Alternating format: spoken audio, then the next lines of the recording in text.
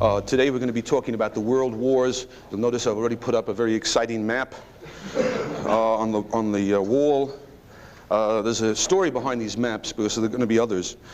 They happen to have, there's going to be maps of Europe and between the wars, and they happen to have cost Cato an enormous amount of money.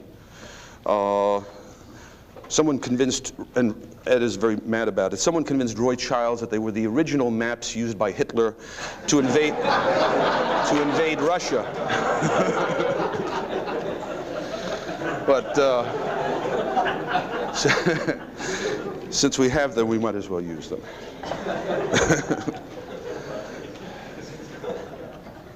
My topic this morning is going to be Europe and the world in the 20th century. The great century of statism. And I'm going to start by discussing the First World War. The First World War, historians increasingly recognize, was a watershed, and the great watershed of 20th century history. What came out of the First World War was, first of all, the establishment of communism in a great power, Russia. It's extremely doubtful that Lenin and his few thousand Bolsheviks could ever have come to power in Russia except for the dislocations and chaos produced by a losing war on the part of the Tsarist government. Also out of the First World War came fascism in Italy and the fascist movement throughout Europe because of a vindictive peace treaty. After a little more than a decade, the Nazis came to power in Germany, and with them the seeds of World War II, also to be found in the First World War. And more generally and abstractly, throughout the world, there came, throughout the state planning on an unprecedented scale. By 1900, we already witnessed the twilight and decline and lingering death of classical liberalism in the Atlantic world.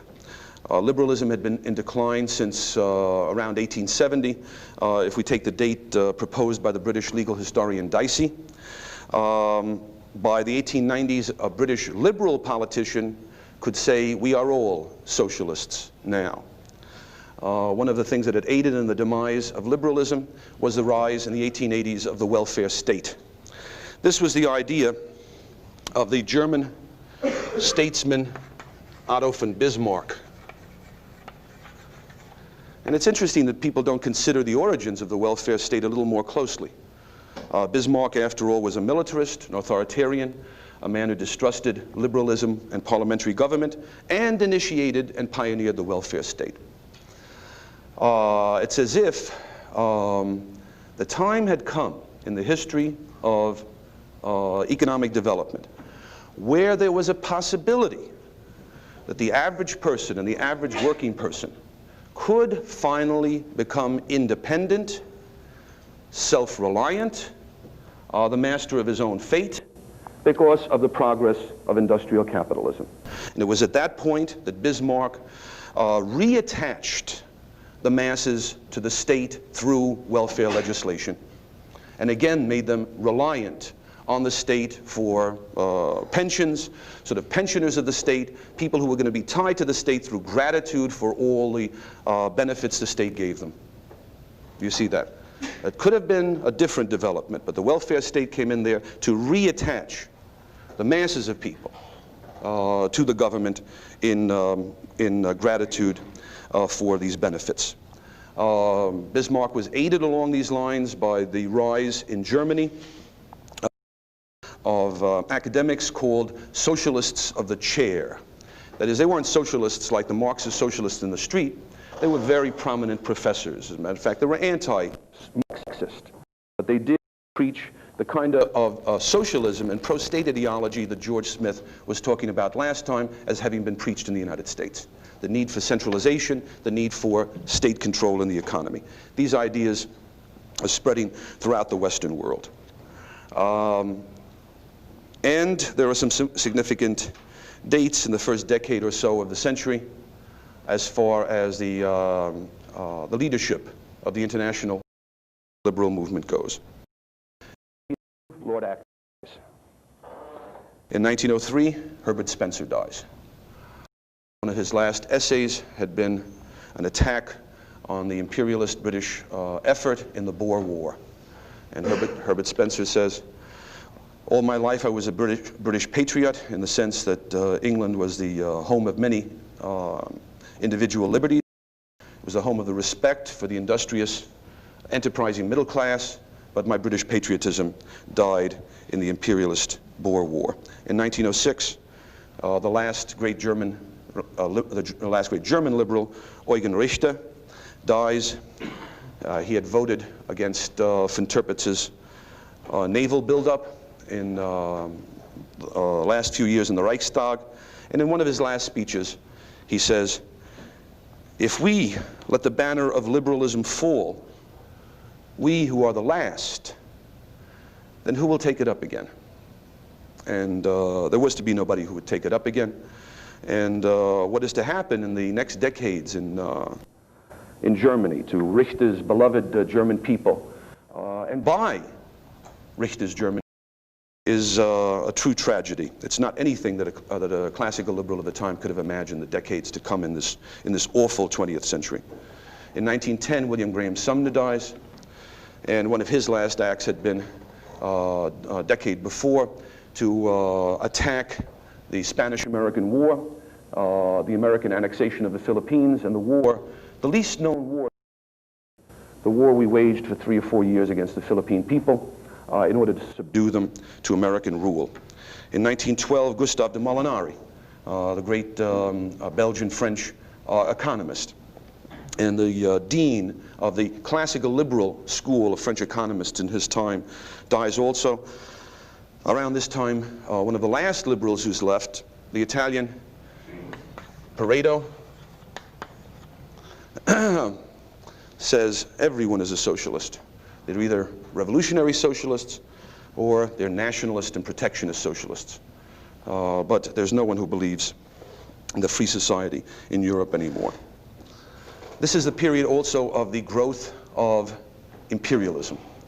The famous rebirth of imperialism after a kind of lull in the middle of the 19th century, actually largely caused by classical liberal ideas and values. After around 1880, imperialism becomes not only an important movement again, it becomes a frenzy, especially as we approach the end of the century and the first years of the 20th century. There are a number of reasons for this rebirth of imperialism. You understand what's involved, especially the scramble for Africa, as it's called. A number of reasons for this. One is that it begins to drift back and then steadily, gradually, more and more quickly towards protectionism. The era of pretty much universal free trade is a very, very short one, just about in the middle of the century. In 79, Bismarck in the new great unified German Reich decides to go over to a protective tariff. In the years that follow, France, which had always been tempted to do so, had been a classical country of protectionism, does the same. Russia, Austria-Hungary, and other countries. Now, you understand that with a regime of protectionism, this makes imperialism much more likely. If there's universal free trade, then it doesn't really make very much of a difference who owns a particular colony, in the sense of who has military or political sovereignty over it. If we have a regime of universal free trade, then it doesn't really make much of a difference whether Britain owns Jamaica or France owns Jamaica, or Jamaica is independent. Okay? Because the Jamaicans will buy goods in the cheapest market, and they will sell goods in the dearest market, regardless of the nationality of the suppliers and the buyers. So the imperialist country only has the expense of keeping up the government, exercising political jurisdiction, having a military garrison there, and so on. There is no economic advantage to any major group in the home country. With protectionism, it's different, and you can force some captive area in Africa to buy from you rather than from someone else. This does help certain elite groups in the home market. So with the growth of protectionism, there's a concomitant growth of imperialism. Another element that's involved, a political element of the time, is the fact that France had been defeated in the War of 1871, which led to the unification of Germany and created this great unified German Reich right in the middle of Europe. And overseas expansion was a way for the French to reestablish their pride. Okay, they had been defeated by the Germans. They were no longer the premier nation on the continent of Europe, but after all, they had the Foreign Legion in Algeria. They had a navy in Indochina. They were taking big chunks of Africa. And the French were one of the leaders of imperialism at the time. Now, as far as imperialism goes, there's a famous movement at around 1900 that's important in the history of thought that seeks to link imperialism very closely with capitalism. Okay? This includes some number of Marxist authors and also an important British so-called liberal, called himself a liberal at this time. It's an indication of how far liberalism had come. The German Hilferdink writes a book called Finance Capital. The Polish Marxist Rosa Luxemburg, the same. The most famous is the book that Lenin himself writes in 1917, Imperialism, the Highest Stage of Capitalism. At around the same, around 1902, a British radical, that is not Marxist, but radical, named J.A. Hobson, writes Imperialism, a Study. And this is all an attempt to debit imperialism to the account of capitalism. And it's interesting, in the history of thought, the circumstances under which this comes up. Joseph Schumpeter was a great economist, a great social philosopher, wrote a book called Capitalism, Socialism and Democracy after the Second World War. He makes a very interesting statement. He says, capitalism stands trial before judges who already have the sentence of death in their pocket. And what I take that to mean, as he explains, is that regardless of the charge that's made against capitalism, the time comes when capitalism, let's say the market basically, is acquitted of that charge, a new charge will be brought up. And an indefinite number of charges until the guilty verdict is reached and the verdict of, and the sentence of death is pronounced. Around 1900, it had become obvious that the Marxist predictions about the market were not coming true. Okay? It was not the case that the middle class was disappearing, the total monopoly was coming into existence.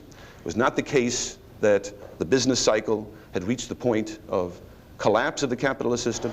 Above all, it was not the case that the workers were getting poorer and poorer. That's what Marx and Engels had said in the 1840s. They never changed their view, but by 1900, you simply could not deny the evidence of your senses. The working class in capitalist societies was becoming richer and richer. Okay, so that set of accusations and charges against capitalism has to be put aside. And the revisionists, as they were called, in Germany and in other places, led by the moderate Marxist Bernstein,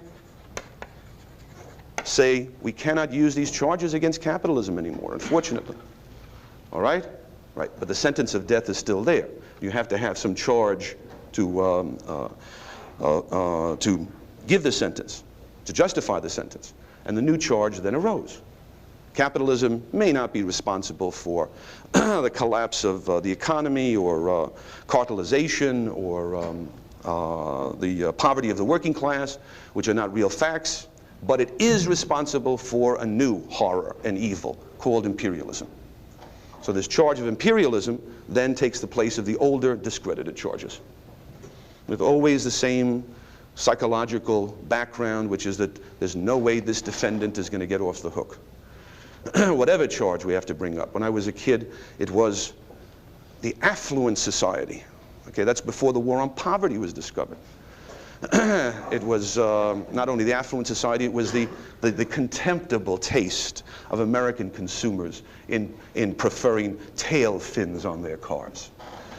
This was the message of John Kenneth Galbraith in those days. All of these awful things are supposed to prove something rotten and decadent about capitalism. Now, according to these theorists, what was responsible for imperialist expansion was the need of capitalist economies to place investments overseas. Okay, the need, because of the falling rate of profit, to find areas in the third world that would bring profitable investment. So this capital flow was supposed to bring the capitalists there. Once the capitalists are there, the capitalists look around and say, it's better if our own government, our own system of laws here, will work together with the politicians and force them to take over this area. Now, since these theories were developed around 1900 and between 1900 and 1917, let's say, historians, that is not theorists or polemicists like, of course, Lenin, but actual historians have been at work on this thesis to try to test it. And I've actually done some work. In fact, I teach a course on theories of imperialism. The fact of the matter is, when it comes to testing this thesis by actual empirical work, the thesis collapses at every point. And I can refer you to the works of D.K. Fieldhouse, for instance, a British economist. The Theory of Capitalist Imperialism is his book. Okay, an older book in the 20s, Eugene Staley, Imperialism and the Private Investor. And there are specific books for specific countries. As far as France goes, the French historian Brunswick, Henri Brunswick. Okay, and a very nice little book has recently been published last year by Oxford University Press that very neatly summarizes many of these issues. It's a translation from a German historian named Baumgart. Okay, and it's called Imperialism, a nice short treatment really, summarizing many of the findings. What conclusion did these historians come to? First of all, it is impossible, it's inconceivable to explain the imperialism of many of the imperialist powers of the time through the need for overseas capital investment, because these countries were net capital importers. There was no such thing as a capital glut in Russia, if not the chief imperialist country of the time, certainly one of the most important imperialist countries of the time. Russia was an enormous importer of capital, especially from Western Europe. No capital glut in Japan, which had become an imperialist power. No capital glut in Italy. Italy became an imperialist power at the time. The Italians, these things have a sort of division of labor about them. The Italians, around 1900, specializing in the collection of deserts.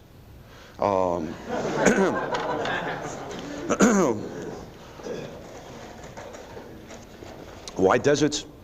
Well, they must know it in Rome, but Eritrea, Somalia, and Libya. There was very little capital for export in Germany. As a matter of fact, when the time came for the Germans to get the concession from the Ottoman government to build the railroad to Baghdad, okay, there wasn't enough free German capital for export available. They had to call in French capitalists also. Okay. The United States, by the way, at the time, was a net capital importer also, still, by 1900. Then, of the countries which did export capital, where did that capital go? To these third world areas? By no means. French capital went almost exclusively to Southwest and Southern Europe, to the Balkans, and very largely, maybe about 40% of it, to Russia. Not to any area that they're taking over imperialistically, but to these other areas.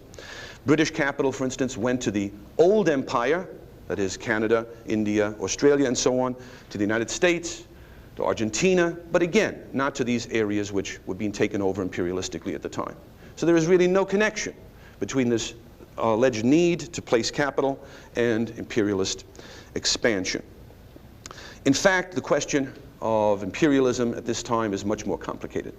Occasionally it is the case that some capitalists will go to the government and say, we would like you to take over this area, we need to expand in this area. This was the case, for instance, in connection with some German expansion in the Pacific, which was encouraged by the shipping lines in Hamburg. But by and large, this was not an important factor in connection with the new imperialism of 1880 on. And the question really is complicated. The factors involved vary from case to case. In the case of British West Africa, it is largely an attempt by the British to take over territories because the French are expanding, and the French, once they take over some territory, do establish a protectionist system. The British rely on free trade, but the British preemptively take over, so they're not excluded by French protectionism. That's West Africa. When it comes to East Africa, Kenya, Uganda, and so on, the main reason is strategic, as Robinson and Gallagher show in their book on Africa and the Victorians. Strategic, the defense of the Sudan, which is necessary for the defense of Egypt, which is necessary for the defense of the Suez Canal. It's in the defense of the Suez Canal and the routes to India. The Suez Canal itself, by the way, the British took it over and occupied Egypt in 1882, not primarily for economic reasons whatsoever, as Disraeli himself said, but for strategic reasons. The Suez Canal was going to be used to quickly shuttle troops between the British Army in India and the European theater, whenever it was necessary. The Sepoy Mutiny had only been about 15 years before. So there might be a mutiny in India, you want to shuttle troops there, or bring them to the European theater to block Russia or whatever. Okay, so strategic and military reasons were involved. But not capitalism in any form, and certainly not the free market. Certainly not free market capitalists, really, by definition. But not even state capitalists to any large extent in this period of imperialism. It was the old reasons of state, as they say. Military reasons, strategic reasons, reasons of prestige, reasons of loving the idea of a strong state. This is the period of public education. In every little schoolhouse in Europe, and now in America at this time, not before, I learned recently, you had the flag of your country. Before the end of the 19th century, the American flag was not typically displayed in public schoolhouses. But in every country, you have the flag of your country. You have a map of the world with various areas of the world colored in the same color as your own country, which, you know, is so beautiful it almost makes you want to cry. That Italy should own 1 million square miles of desert in the north, 500,000 square miles of desert in the east. The time will come when deserts are going to be very rare, and Italy will have the world by the throat. Okay? So, through the public school systems, which are expanding in every country, through conscription, which brings people into the army for a few years, indoctrinates them, this idea of the grandeur, the necessary grandeur of imperialist expansion is spread to the mass of people. It's something which the people take up really as actively as the politicians do. But the chief pushers of the specific acts of imperialism, according to the historical record, are the military leaders, the civilian politicians, the special nationalist groups which are set up. In Germany, the Navy League has over 1 million members by the time of the First World War. These are people in every walk of life who, for sentimental, emotional, nationalist reasons, push the imperialism of their own country. These imperialist rivalries create hostilities and antipathies among the powers, especially when the imperialism is something that occurs in Europe itself. You understand, it's not only overseas that you can set up colonies, okay, but by expansion in Europe. And any kind of attempted expansion in Europe is infinitely more dangerous at this time than in Africa or the Pacific or East Asia. This imperialism by 1914 has been going on for 3.5 decades or more. Everybody is used to it. Everybody almost endorses it. Another important thing that exists on the eve of war in 1914, and really what immediately brings about the World War, is the alliance system of the European powers. The European powers have engaged in collective security now for a number of decades. Bismarck is thrown out of office by the new Kaiser Wilhelm II in 1890. But by the time he leaves, he has created a number of alliances in order to preserve the status quo, which he thinks is to the benefit of Germany. Germany has an alliance called the Triple Alliance with Austria-Hungary. I don't know if you can see this here. This is an old country that is destroyed by the First World War called Austria-Hungary, ruled by the Habsburgs. The Habsburg family, which is the most famous name in the history of Europe. I think that's a nice thing to have, the most famous name in the history of Europe. And composed of a number of different small nationalities. Okay? So Bismarck has an alliance with Austria-Hungary and with Italy also, called the Triple Alliance. He has on the side an alliance with Russia. The whole aim is to isolate France, to prevent the French from somehow starting up trouble in order to gain back their lost provinces of Alsace and Lorraine. In 1871, when the unified Germany comes into existence, the Germans take away from France 1.5 provinces over here, called Alsace. That's a whole province with the capital of Strasbourg, and part of Lorraine with the town of Metz. This is an intense humiliation to the French. Bismarck says, look, it'll take them a long time to forget this. In the meantime, let's make it so that they can't cause any trouble by isolating them from any possible allies. The British at this time sort of are engaged in splendid isolation, would not be involved in any alliances on the continent. So Bismarck has done what he wanted to do. He has alliances with the powers over here, separately with Russia.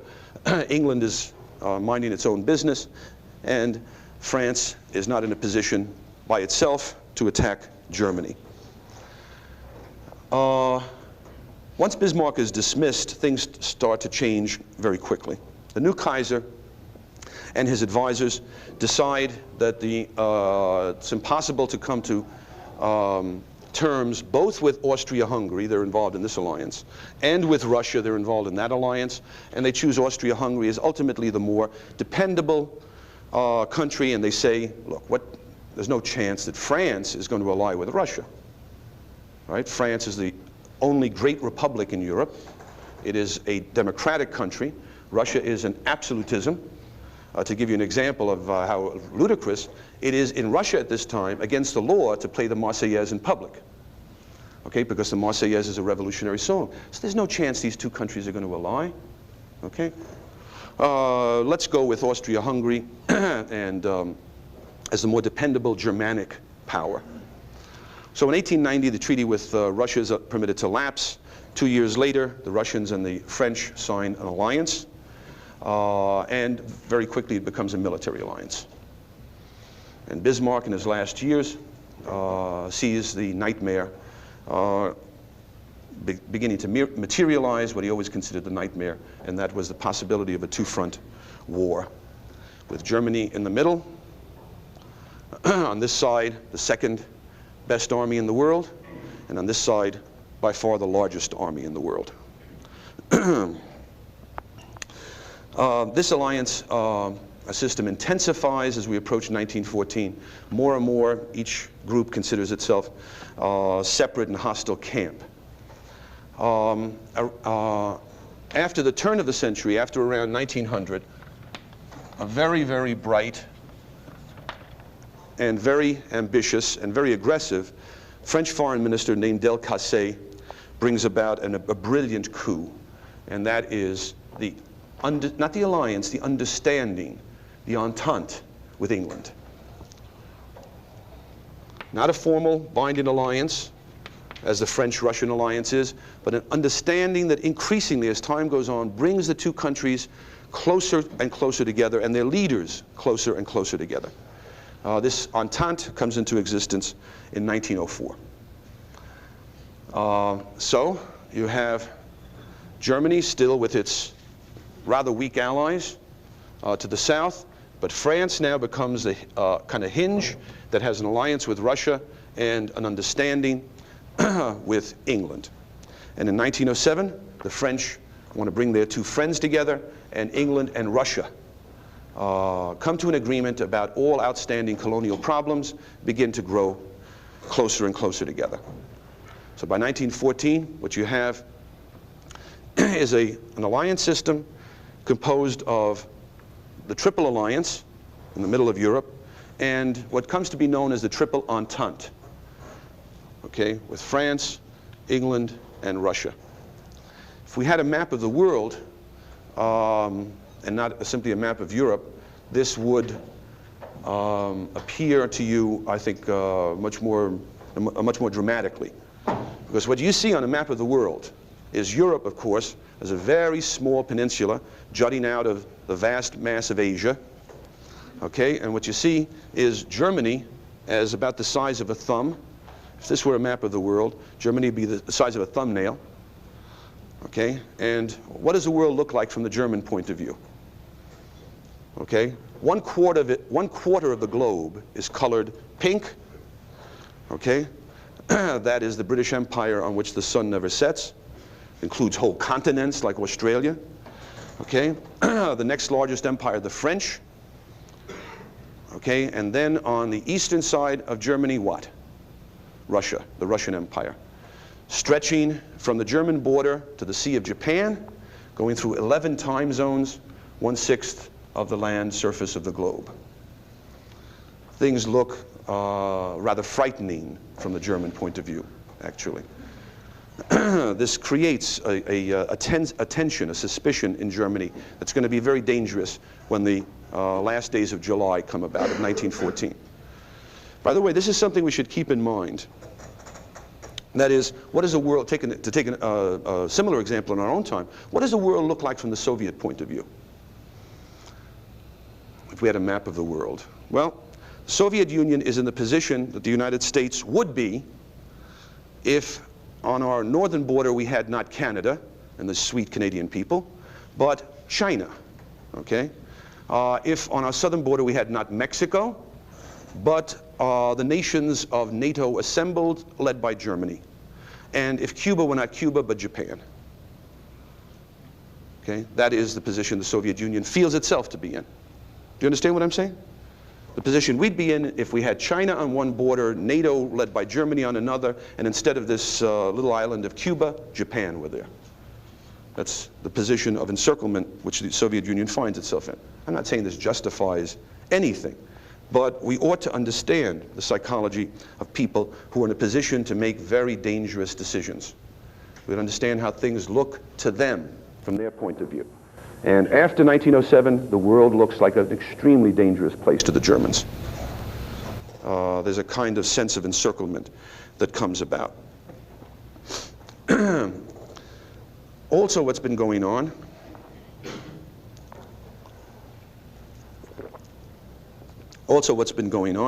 is an armaments race.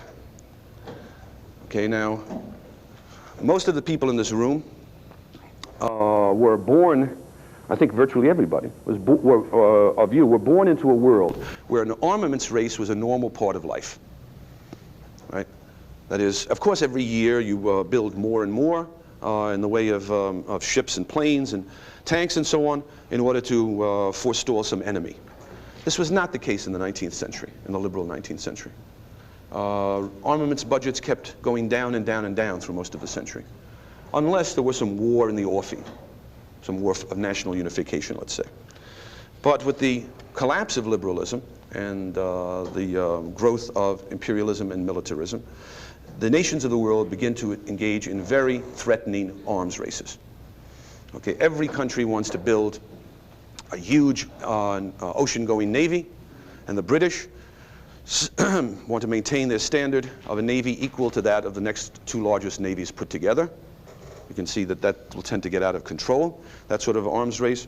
Conscription has been introduced into every European country except Britain, and we have mass armies, mass standing armies, and enormous reserves of trained soldiers, people who have been through the conscript system and are ready there to be called back to the colors. The armaments budgets just keep getting larger and larger, and every country thinks every other country is spending more than they are. Is frightened of every new development, every new change in the design of a rifle. With these great armies that are there, standing armies in the army already or latently there. ready to be brought into existence in a few days. In other words, as the years pass, approaching 1914, Europe is on a hair trigger. A hair trigger. Anything could start the armies moving. But nobody believes that, because Europe has been through a number of crises and has survived them all. Okay? There are the crises over Morocco. Morocco is this Arab country here in northwest Africa, which the French want to take over. The Germans say, look, there's not that much territory left in the world. You can't simply take it over. The French say, okay, we'll give you something. But conferences are necessary in 1905 and 1911. And there's some chance of, it seems, some chance of going to war. But the crises are diffused. Okay, and then afterwards everybody breathes a sigh of relief. We didn't go to war that time. It would be so crazy to go to war. So crazy to go to war. It's not likely to happen at all. There's a crisis over Bosnia. Okay? If you think Bosnia sort of sounds funny, especially if I say Bosnia and Herzegovina, those are the sort of places that wars start over, right? Nablus and Hebron, the West Bank, places that no one ever heard of, Nicaragua, places no one has ever heard of or really cared that much about. Things going on there, and governments involving themselves there in a way that when the time comes they cannot any longer extricate themselves. And the people back home had no idea that the world is going to go to war because of a terrorist attack in Sarajevo, Bosnia. Nobody on January 1st, 1914 would have been able to say. But there is a crisis over Bosnia. In 1908, Austria-Hungary and Russia get together and make a secret agreement. Austria, which has occupied Bosnia, will now formally annex it. The Russians will tear up part of the treaty which limits their exit from the straits in Constantinople. So there'll be a quid pro quo. The Austrians take over Bosnia. The Russians, however, are faced by England, who says, no, no, no. We may be friendly with you, but remember, this is a very touchy thing to us. You're getting into the Eastern Mediterranean that way, so you be good boys and adhere to the treaty. So the Russians go to Austria and say, in that case, you can't take over Bosnia, because there's no quid pro quo anymore. And the Austrians say, well, we've taken it over, we've annexed it. The Russians say, well, give it up. And the Austrians say, go talk to Germany about this. And the Russians, who had just gotten out of the Japanese war, and were in bad military shape, say, I see.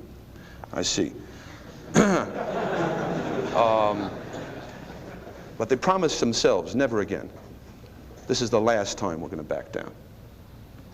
Just as in 1962, when the superior American nuclear strength forced the Russians to back down over the Cuban Missile Crisis, when the final negotiations were made between the American and Russian negotiators of the withdrawal of the Russian missiles, the dismantling of American missiles in Turkey, the Russians made it a point to express to the Americans, this is the last time.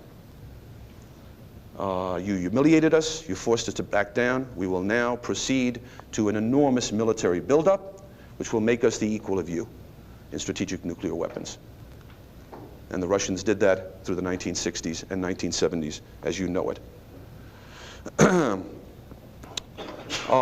In 1911, the process begins of the collapse of the Ottoman Empire. This is known as Turkey, or the Turkish Empire, but also the Ottoman Empire, after the kind of Turks who had taken it over, the Ottoman Turks. And they had at one time exercised rule over an enormous part of the Balkans, this is the Balkans area, and also North Africa. And the Turkish rule is falling to pieces. The Italians, it's at this time that the Italians take Libya, and the small states in the Balkans all get together and attack Turkey and take each some little area of Turkey in the Balkans. And this is dangerous. Any gun that's fired in anger by a government in Europe is very, very dangerous. So that the fact that a war is going on in the Balkans makes everybody very nervous. There's a second war when all the other small Balkan states jump on Bulgaria, whom they think has taken too much from Turkey. and that's already 1913. So armies are fighting on European soil. In 1912, at the time of the First Balkan War, as a matter of fact, the Austrians mobilized their forces thinking that Serbia, which is a protege of Russia, was getting too much territory, was going to infringe on Austrian interests, and the Russians began to counter-mobilize. Cooler heads prevailed, and that was called off. But the public at large is really mistaken when it thinks that these crises have been weathered, and therefore any crisis that comes about in the future. Sure, there are all these armaments, there's this alliance system, there's this hatred, there's this suspicion, but nobody is going to be crazy enough to bring about war. In June of 1914, the heir to the throne of Austria-Hungary and his wife, Francis Ferdinand and Sophie, are assassinated by a Serb terrorist in Sarajevo. Sarajevo, which, by the way, the Winter Olympic Games are going to be held there next year, right? The 70th anniversary of the assassination in 1984. Assassinated by Princip, a Serb student who had come from Belgrade for that purpose and became a national hero in Serbia when they learned what had happened. It was the thing that ignited the First World War, the nationalism of the Serbs. The Serbian idea is to use this independent country of Serbia, which has its own king, to form the nucleus of a great confederation and monarchy of the South Slavic people. The Serbs, the Croats, and the Slovenes, okay? They said the Italians did it in the last century, the Germans did it in the last century, we're going to do it. But in order to bring about this confederation of the South Slavs, South Slav in their language is Yugoslav, in order to bring this about, unfortunately from the point of view of the European peace, one of the great powers must be destroyed. They can only do what they want by bringing about the demise of Austria-Hungary. Because Austria-Hungary being a collection of small states, if they lose the South Slavs, the Czechs are going to want to leave, the Poles are going to want to leave, the Romanians will take over this area here, and it will be the end of Austria-Hungary. You have then a very typical political nationalist conflict. The Serbs, in a sense, are just as justified as the Italians had been in the 19th century to create their country of a Yugoslavia. On the other hand, it requires the destruction of Austria-Hungary. And you can understand that great powers don't sit around and allow themselves to be destroyed. This then was the culmination of much agitation and harassment of Austria-Hungary by the Serbs, attempting to raise up the Slavic people in the south of their country. And Austria-Hungary says, okay, this will be it. This is it, Serbia. You've had your last chance. They give Serbia an ultimatum. An ultimatum is presented to Serbia, couched in terms such that the Serbs will have to reject it. It says, for instance, you will allow us to send our police into Serbia to conduct the investigation, and they will have full police powers. No sovereign state can permit that. The Austrians, however, felt they had to do that because they had reason to suppose that this wasn't a random terrorist attack. In fact, it was not, as we find out afterwards. The plan was made up by the head of Serbian military intelligence, that is the assassination of the Archduke. And it was known, it was not endorsed or planned for, but it was known to the Serbian cabinet itself, including the prime minister, who did not inform Austria that the heir to your throne is about to be blown up. Okay? In other words, the Austrians, in a sense, were justified in saying, we're never going to come to the truth of this unless we send our own people into Serbia to have an investigation. Otherwise, there will be a cover-up. But the ultimatum is one that would publicly humiliate Serbia as a nation. When the Russian foreign minister gets a copy of it by telegraph from Belgrade, he looks at it and says, c'est la guerre européenne. It is the European war. This is the war that we have feared. Now, the question of the responsibility for the outbreak of the First World War is one which has been discussed by many historians. There are practically libraries filled with works. One of the most recent historians who's gotten a following is a German historian named Fritz Fischer, who's sort of going back on the established consensus and now maintaining that it was, in fact, Germany that was responsible primarily for the war. Now, I admire that spirit tremendously. I think all historians should look for any evidence that concludes that it was their own country that was responsible for a particular war. It's a wonderful spirit. However, I think with all due respect, his enthusiasm has gotten away with him. What he really does establish is that once the war starts, the German government, including the German chancellor, engage in imperialistic visions. They want to take over parts of Belgium, have ports on the English Channel, and so on and so on. This says nothing about the outbreak of the war and the reasons for the outbreak of the war. And most of all, he only studies Germany. He only studies what's happening in Berlin and to a smaller extent in Vienna, and not what's happening in St. Petersburg and in Paris and in other capitals. Okay, so this question of war, this famous question of war guilt, I think, is one where the older consensus, not the consensus of the wartime itself, but the consensus that developed after the war, after 1918, is the correct one. All of the powers share responsibility for the war, and none of the powers really wanted war rather than anything else for imperialist expansion. To the degree that they were willing to go to war, it was because they were frightened. They were frightened of waiting, of the other one getting in first. The Germans, you understand, have a contingency plan to deal with the real world situation, which is that they're faced with two powerful armies, and they're right in the middle.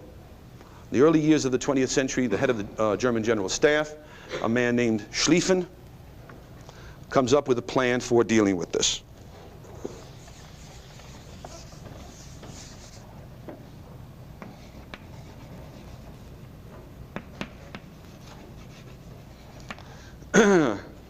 You know that this map here of Europe in 1914 constitutes a board game.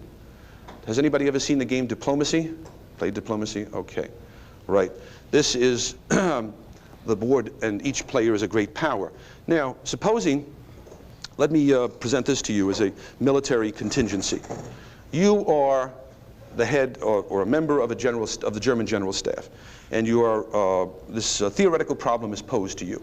In the event of war simultaneously with France and Russia, how will you deploy your forces?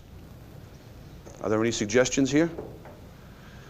Cato is always interested in people with various talents, including perhaps military talents.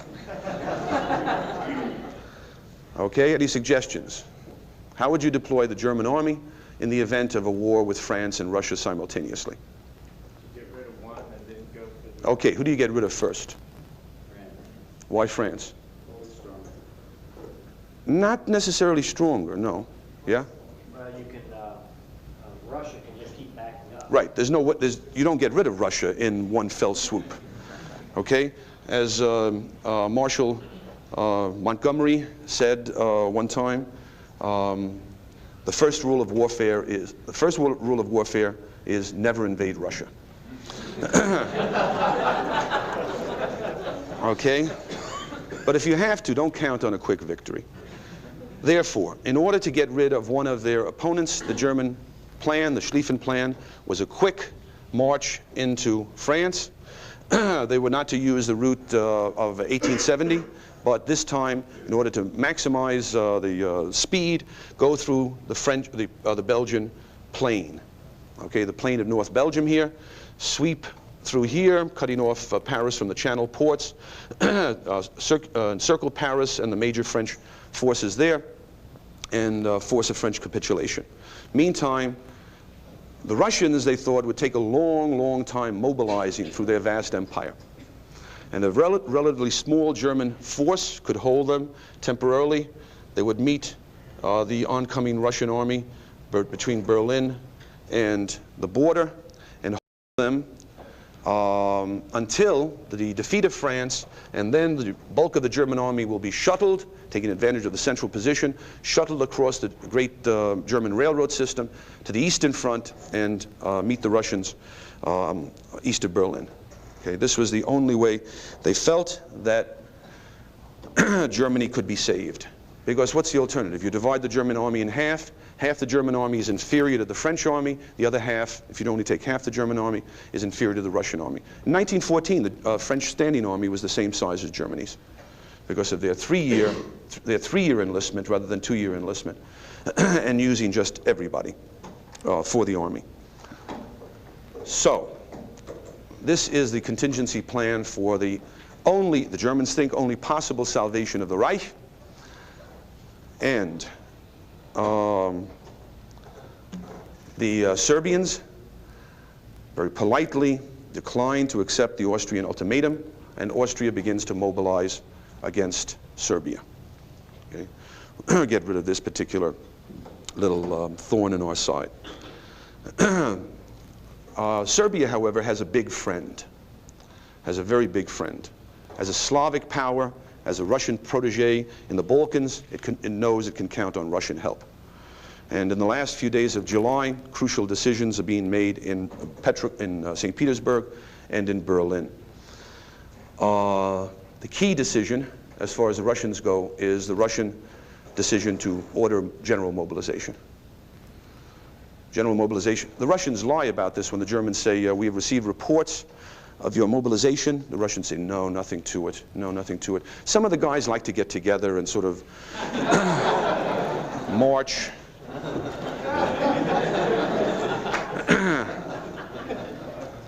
You understand why the Russian mobilization is such a threat to Germany. It makes the Schlieffen Plan impossible. Because once the Russian army is mobilized on the German border, there's no way that the German army can be withdrawn for the defeat of France, because the Russians will simply flow into the vacuum.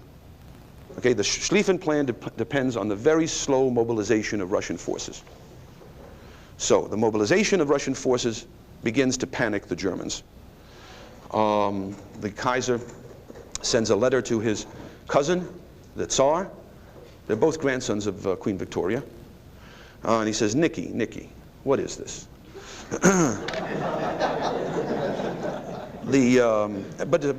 seriously, very insightful, he says, are we going to go to war? Who knows what this war is going to lead to?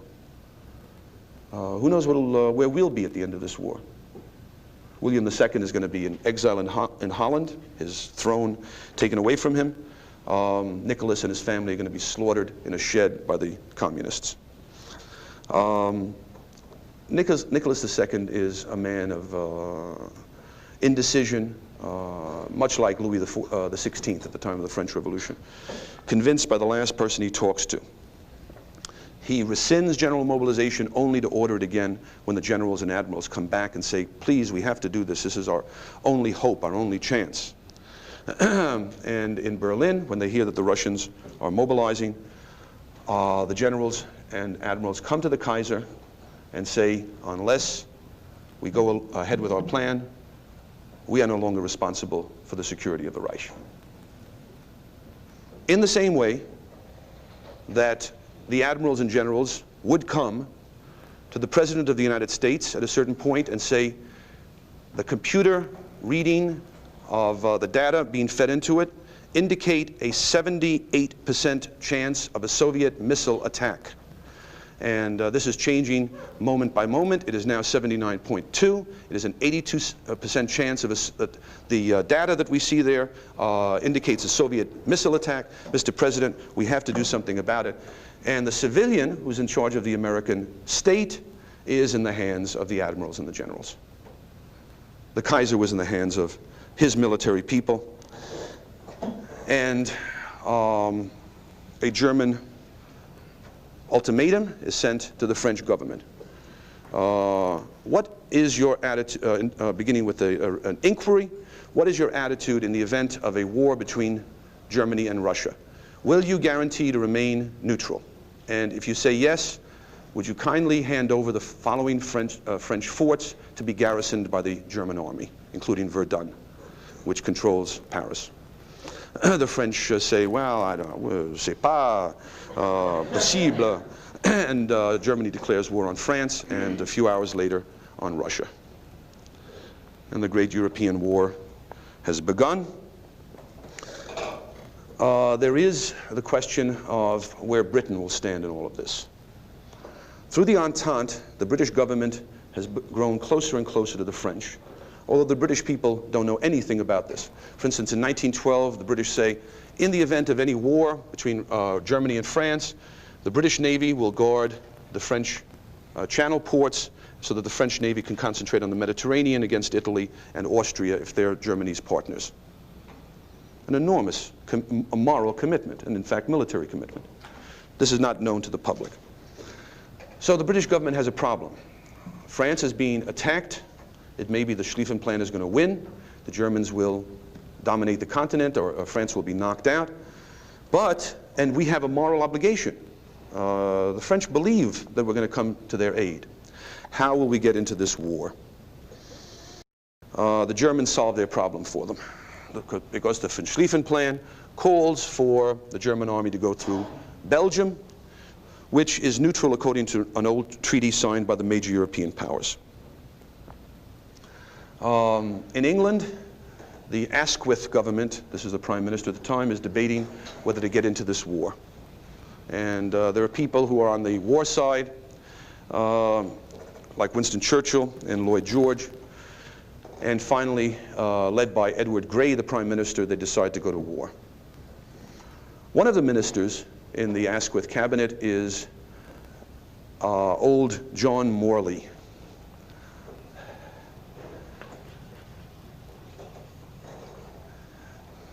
Distinguished, revered old gentleman by this time, famous British man of letters, a classical liberal, the biographer of William Gladstone and Richard Cobden, wrote a great biography of Cobden, writer of biographies of Burke, the French encyclopedist, an eminent man, and he performs the last act of English liberalism.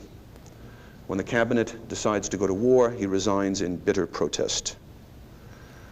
He says this war is going to be the end of the world we knew of the 19th century. And indeed, in many ways, it was. And as George Kennan, perhaps you know, the eminent and respected American diplomat and historian, says about the First World War. I mean, if we look back and think to ourselves that the world went to war, even if you believe what the Entente said, to stop the Kaiser from dominating Europe, and we think of what followed the Kaiser, if we could have back that world of 1918 with the Kaiser and the conservative German elite, efficient, dynamic, basically respectful of the foundations of Western civilization, this dynamic and conservative German elite in charge of Germany. We think of what followed that, a Germany divided between the Nazis and then the communists. Okay? There are very few people who wouldn't say, let's have back the Kaiser. Long live the Kaiser. Okay, long live the Kaiser. You don't have to join him. Now, the character of this war is very difficult to communicate. On the Western Front, by the way, in case you were wondering, the Schlieffen Plan doesn't work. Okay, the German army is stopped at the Marne, and that's where they stay for 4 years. On the Western Front, the front does not move more than about 30 kilometers either way over the next 4 years. It is horrendous. What happens on the Western Front is captured to a small extent. Have you read the novel by Maria Remarque, All Quiet on the Western Front? How many people have read that? Very good. If you have not, it's a very good novel and captures the experience of a German soldier, but this was the same for either side. It was trench warfare. Altogether in the war, who knows, some 10 or 12 million people died. People experienced things both in combat and the people back home understanding what was happening that dazed them, that stunned them. You know, it's almost as if for a few generations the peoples of Europe had been increased, sort of like a flock of sheep by their shepherds, okay? Through industrialization, through the spread of liberal ideas and institutions, through the decrease of infant mortality, the raising of standards of living, the population of Europe was enormously greater than it had ever been before. And now the time came to slaughter some part of the sheep for the purposes of the ones who were in control. There is no way of expressing the horror of some of the battles. At Verdun in 1916, as I say, the fortress that controls the approaches to Paris, 275,000 Frenchmen died and 250,000 Germans. At the Battle of the Somme, similar figures for the British and the Germans. Passchendaele, all these horrible, horrible places. By 1917, some people are beginning to say, this war will go on forever. People, one sees this in their diaries, record funny dreams along these lines. There is no reason for this war ever to end. The new generation will come and they'll be put into uniforms and sent into the trenches and sent into wild, massive, murderous attacks. It'll just go on forever. And human nature began to tire. There are mutinies in the French army, put down brutally. At Caporetto, when the Austrians and Germans attack, the Italian front collapses. Italian front collapses. I didn't get any laugh that time. I'm supposed to get a laugh every time I talk about the Italian front collapsing. It's, but laughable, I mean, I don't see it that way. I don't see it that way. These people, dragged out of their villages and from their farms, especially from the south, the Neapolitans and the Sicilians and the Calabrians, they think that people in Rome are foreigners. What are they doing up here in the north? Who are these people? And fighting for what? King Umberto is not a member of my family. Okay, he has his own family. Okay, why are we fighting here? Okay, so at Caporetto in 1917, the Italian army simply deserts. And I only learned recently from the Dennis Mack Smith's biography of Mussolini that in order to reestablish order, thousands of them were executed. Thousands of them were executed by the Italian army, of course. Okay? Let me just mention that all of the governments involved here are cynical to an extreme, are callous to an extreme. But the Italian government perhaps more than others, because in 1914, Italy does not go to war. It waits. In 1915, the Italian politicians begin to shop around. Who will give us the best deal for entering this war? They say to the countries who are supposed to be their allies, Austria and Germany, how about giving us Trieste here, the South Tyrol? And Austria says, that's my territory. What are you talking about? That's not something that we can give as part of the spoils of war. The Italians go to the British and French, and the British and French say, sure, you can have Trieste and South Tyrol. Sure. Not only that, when the time comes and we carve up the Ottoman Empire, you'll get a nice colony over here. By the way, these are the secret treaties of 1915, where the Entente powers, in the classical imperialist manner, divide up the spoils that will come to them once the war is over. The Russians, for instance, are to gain Constantinople and the Straits, which means control of the Balkans and the Eastern Mediterranean. This is the major reason, talk about things snowballing and having consequences. When the Tsar is overthrown in 1917, a moderate and democratic government comes to power, as you probably know, led by Kerensky. This government refuses the one condition that the Russian peoples demand of their new government, which is peace. A friend of mine happened to teach at Stanford many years ago, Stanford University. This is in the late 60s. And Stanford is a very fine university. My friend taught Western civilization. There happened to be, at that time, at the Hoover Institution, in residence, Alexander Kerensky.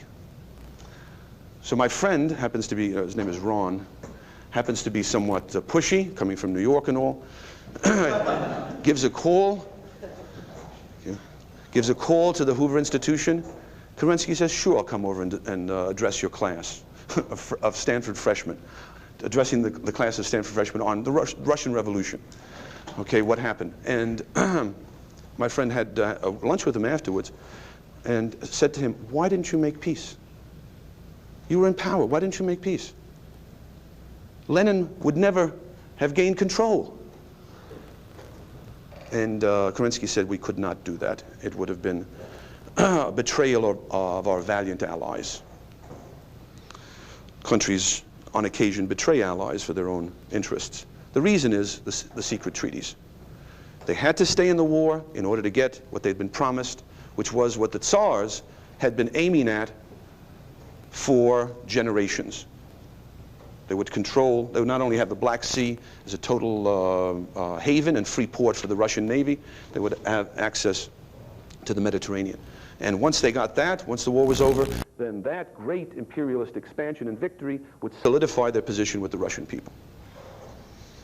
So for that, they remained in the war and were beaten by Lenin. To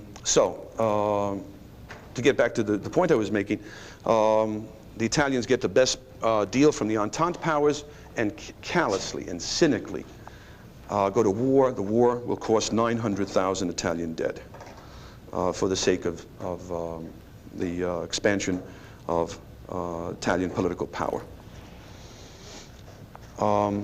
Okay, now, how does the U.S. enter this war?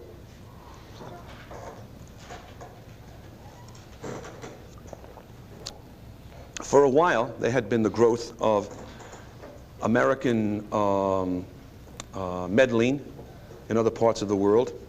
We went through a stage of actual territorial imperialism, of the expansion of American territory, the acquisition of colonies. This had to do with the war against Spain in 1898. The war against Spain is one of our less heroic wars. The Spaniards, by the time the war was declared by Congress, the Spaniards had agreed to all American conditions for getting out of Cuba. This fact was not communicated by President McKinley to Congress. So we got into war, and from this war received Puerto Rico, basically a protectorate over Cuba. The imperialists took advantage of the jingoism and nationalism of the time, finally to annex the Hawaiian Islands. And we became an Asian power through the annexation of the Philippines. The war, to a large extent, and the acquisition of the Philippines, really totally, are the work of an imperialist cabal, an imperialist group in Washington, led by Undersecretary of the Navy Theodore Roosevelt, and including Brooks Adams, the famous writer, Senator Henry Cabot Lodge of Massachusetts, and a man named Alfred Thayer Mahan, an admiral in the U.S. Navy. Let me just quote, since I can't give the evidence here, from Kennan also, who, please, you must understand, certainly doesn't believe in any kind of Bilderberger conspiracy controlling American foreign policy or conspiracies at all. He's a very mainstream man as far as that goes. And he says of the taking of the Philippines in 1898, it looks very much as though in this case the action of the United States government had been determined primarily on the basis of a very able, quiet intrigue by a few strategically placed persons in Washington, an intrigue which received absolution, forgiveness, and a sort of public blessing by virtue of war hysteria. Okay? I can't imagine that that's the sort of thing that you're ever taught about the Spanish-American War or the acquisition of the Philippines. The war against the Philippines is our first war against Asians, by the way. And it is waged in, since it's a guerrilla war, it's a very dirty war and waged in totally racist terms. This was our first great war after this Civil War, so it brought North and South together against the substitute for the Indians or substitute for blacks, these Asian people. Afterwards, by the way, even Theodore Roosevelt regrets having taken over the Philippines. But nonetheless, we're stuck there. Philippines are right off the coast of China and just south of Japan. We are now an Asian power. We are the major Pacific power by far. Well, in 1912, the progressives, the Wilsonian progressives, take over the White House. Wilson right away gets involved in Mexico and a really comic opera incident at Veracruz over an alleged insult to the American flag. Wilson is certainly a very strange man. I think very, in many ways, overestimated. A book on this whole issue of American policy at this time, the Spanish-American War, and especially on the policy of Woodrow Wilson. A very good and readable book came out a few years ago by an author named Walter Karp, okay, called The Politics of War. And he deals with this rather complex subject in a very understandable and accessible way. Something that's certainly true and obvious is that Wilson thought a lot of himself and never conceived that he could be wrong on any issue. H.L. Mencken, the libertarian critic and writer, said of Woodrow Wilson that his belief was that he was the obvious candidate for the first vacancy in the Trinity.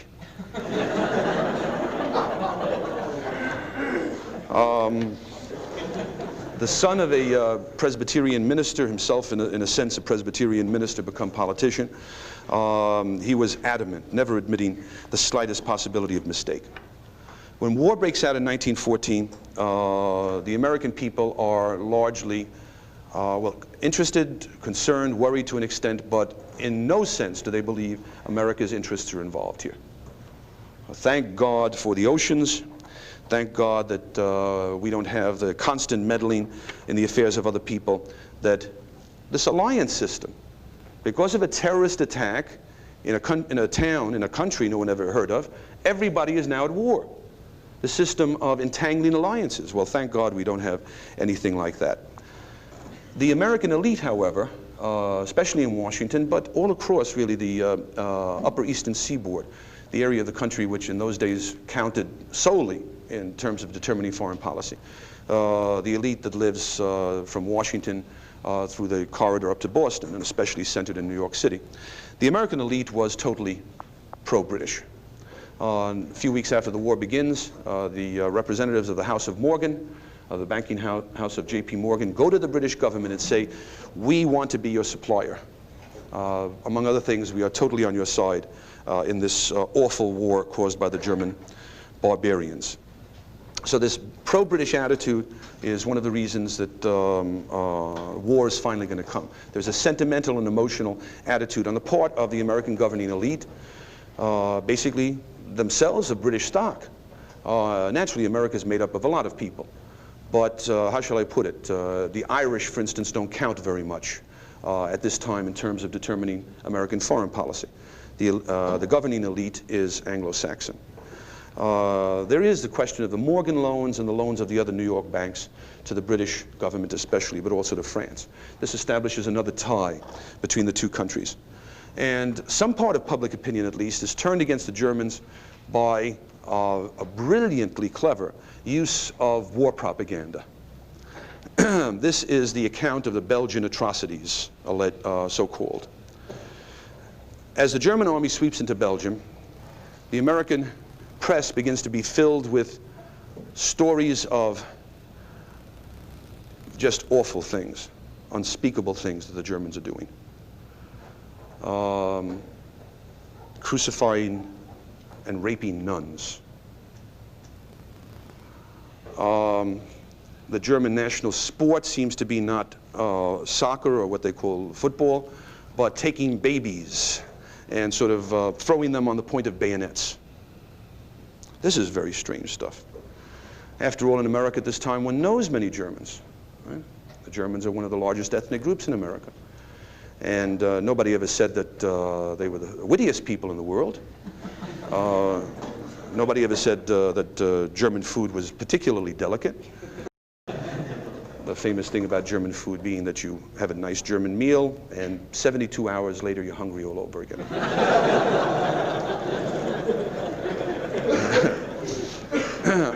On the other hand,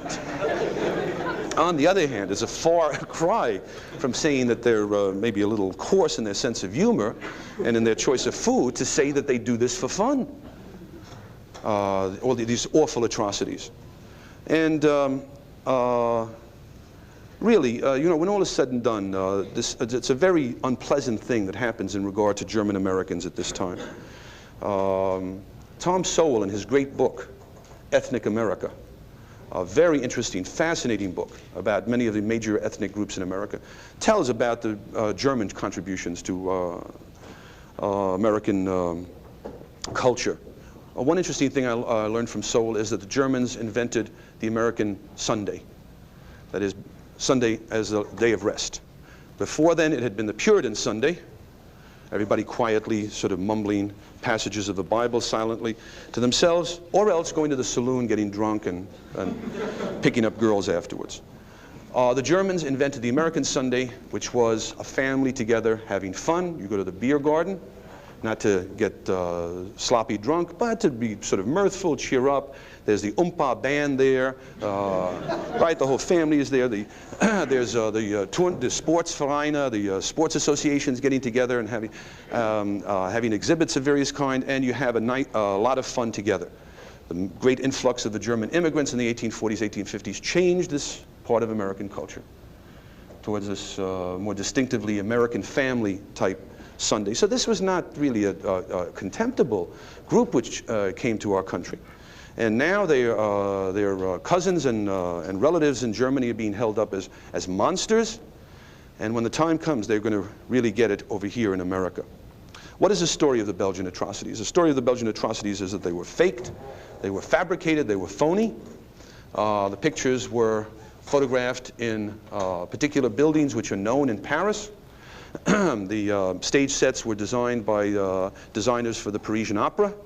The stories were made up out of the whole cloth and spread by British propaganda as another weapon in the war, especially in the war for the minds of the neutral countries.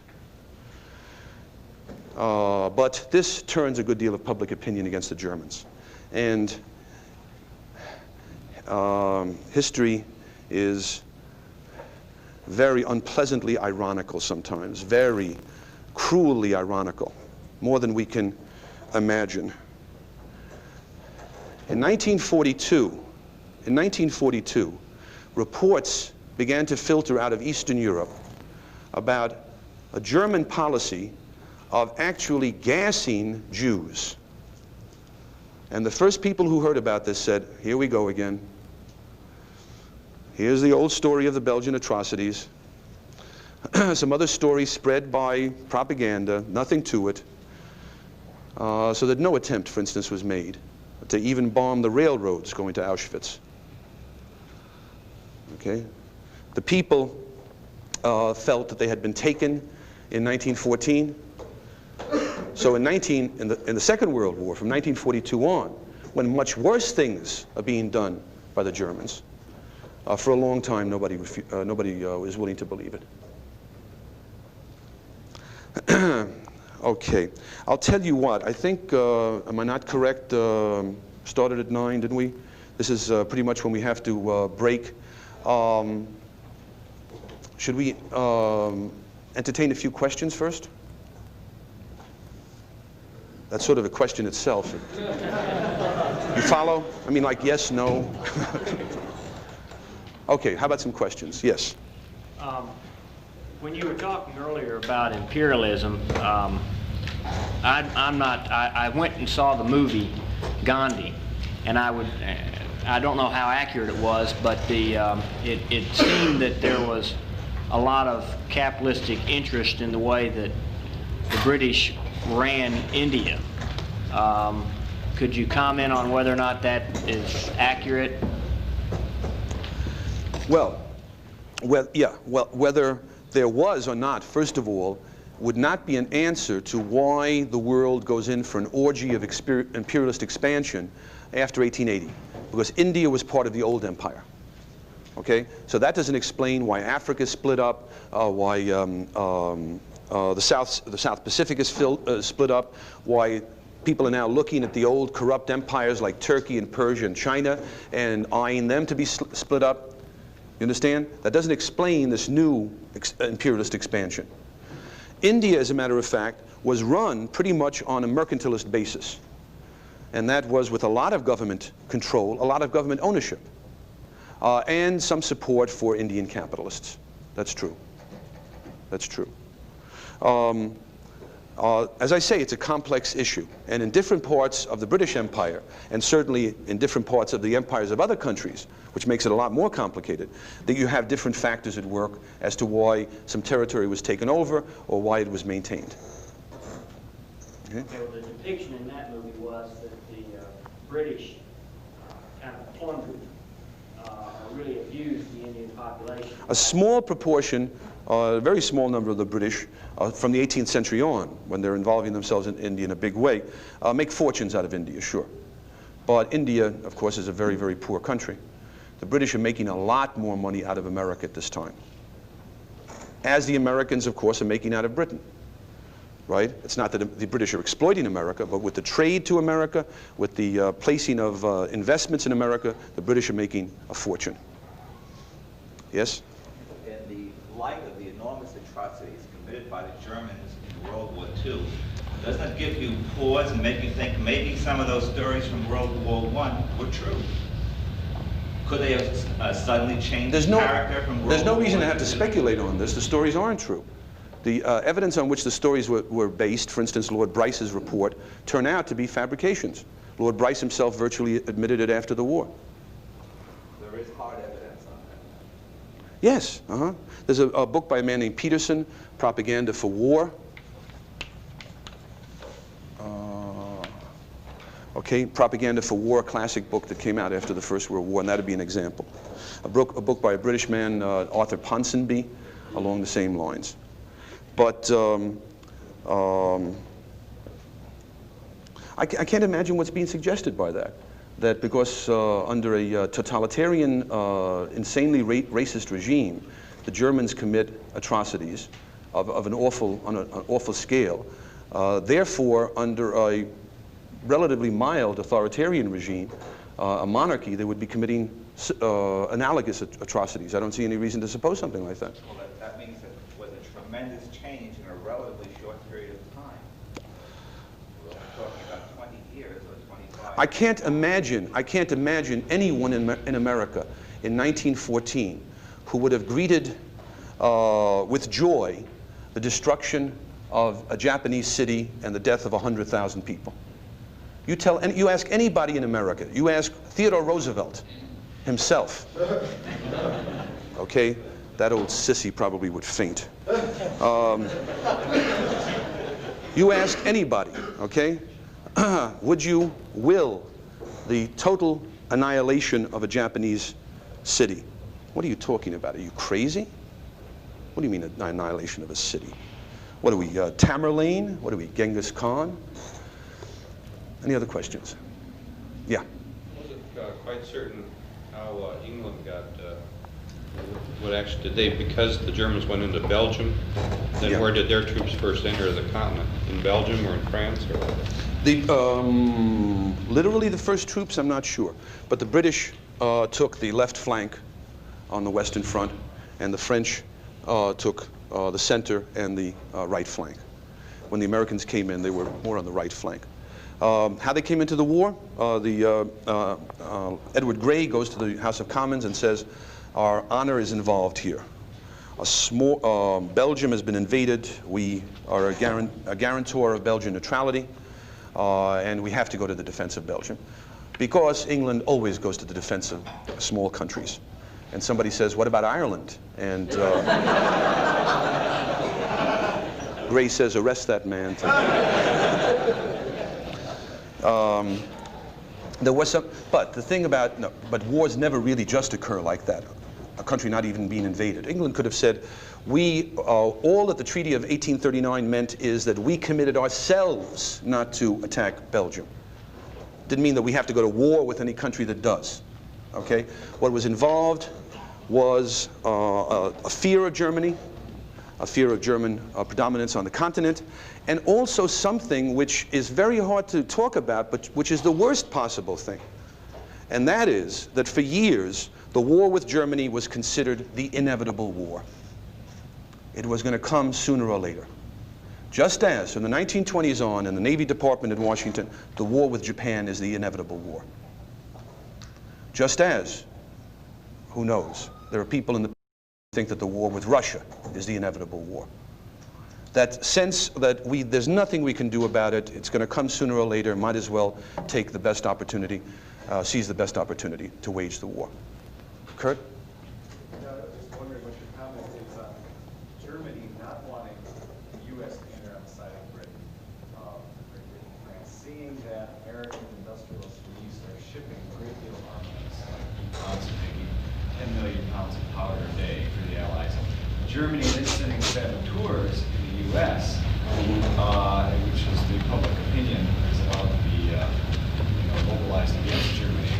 Would it have been smarter for Germany to adopt a different policy as far as this U.S. sabotage?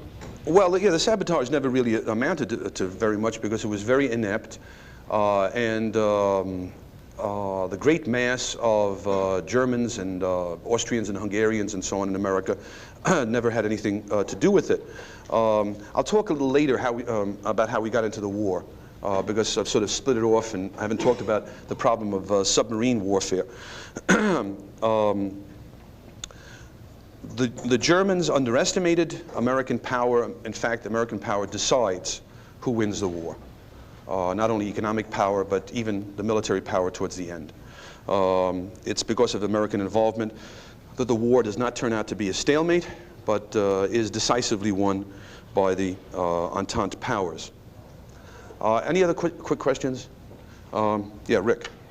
Russia was partially mobilized prior to the war, and that's sort of what instigated Germany's declaration of war simultaneously against Russia and France. What was Russia doing while Germany was in France? Didn't they have the power sort of to sweep across Germany? I know they're usually the Russians enter into East Prussia, and the Russian army is defeated at a battle called Tannenberg. The German general, later field marshal, is named Paul von Hindenburg and becomes a German national hero for having stopped the Russians at Tannenberg. Okay, well, we'll take our usual break.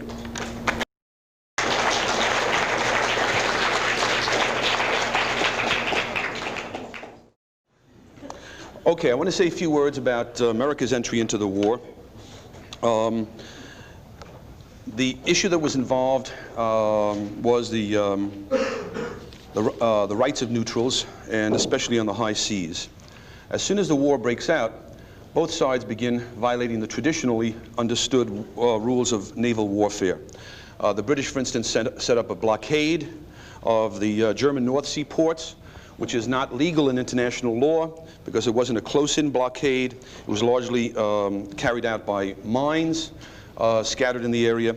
It was agreed by most international law experts that this was an imperfect blockade, and besides, the British put on the list of contraband items which had never appeared before, including food. The sending of food and even neutral ships to Germany was interdicted by the British. The Germans, in response, began to exploit their weapon of submarine warfare, and this became a problem. The submarines cannot really obey the rules of the cruiser rules of warfare, which involve, in the case of a merchant ship carrying contraband, the stopping of the ship, the loading of the passengers and crew onto your own ship, and then the sinking, if necessary, of the ship carrying contraband. Submarine was simply too small to carry passengers or even the crew of an enemy merchant ship carrying contraband. Early on, just at the beginning of 1915, the Germans capture British orders from the British Admiralty, which instruct British merchant ships, when they sight a submarine, to turn around and to ram the submarine, so that it becomes increasingly problematical for the Germans to even attempt to obey the old rules of surfacing, warning the ship, and so on, because the very act of surfacing might bring about the destruction of the submarine. In those days, a submarine was a fairly fragile thing, so most merchant ships, if they turned around and attempted to ram the submarine, had a military advantage, even a merchant ship.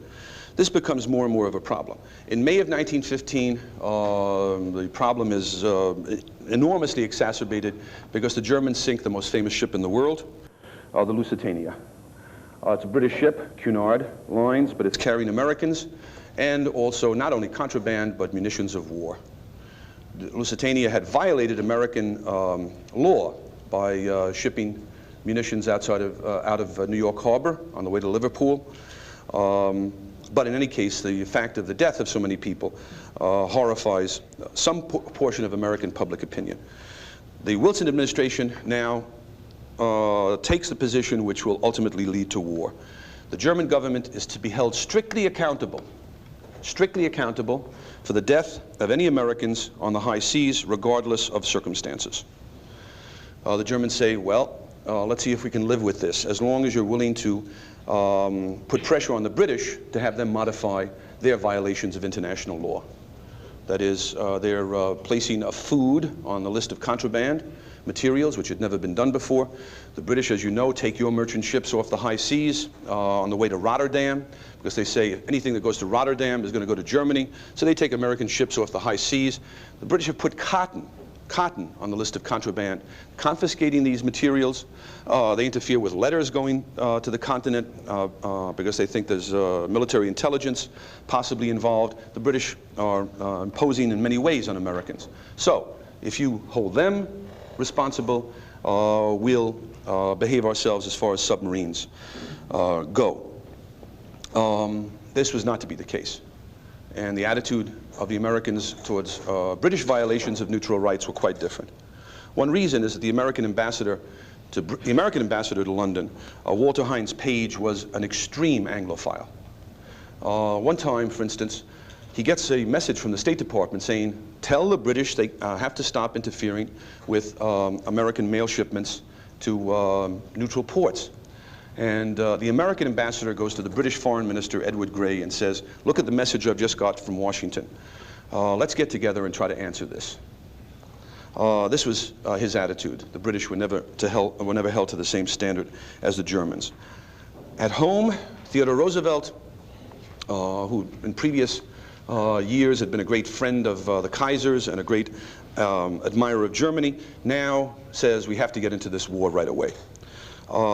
Besides that, there's a campaign for preparedness, for building up the American Army, the American Navy, drilling American citizens in combat techniques. There's a kind of hysteria, really, that travels over the country, considering that there's, at this time, certainly, no chance of some kind of immediate threat to the United States. And people like Roosevelt and Wilson begin talking in a very unfortunate way. Wilson says, for instance, in America we have too many hyphenated Americans. Of course he meant German Americans, Irish Americans. And these people are not totally loyal to our country. Already scapegoats are being looked for, and public opinion is being roused.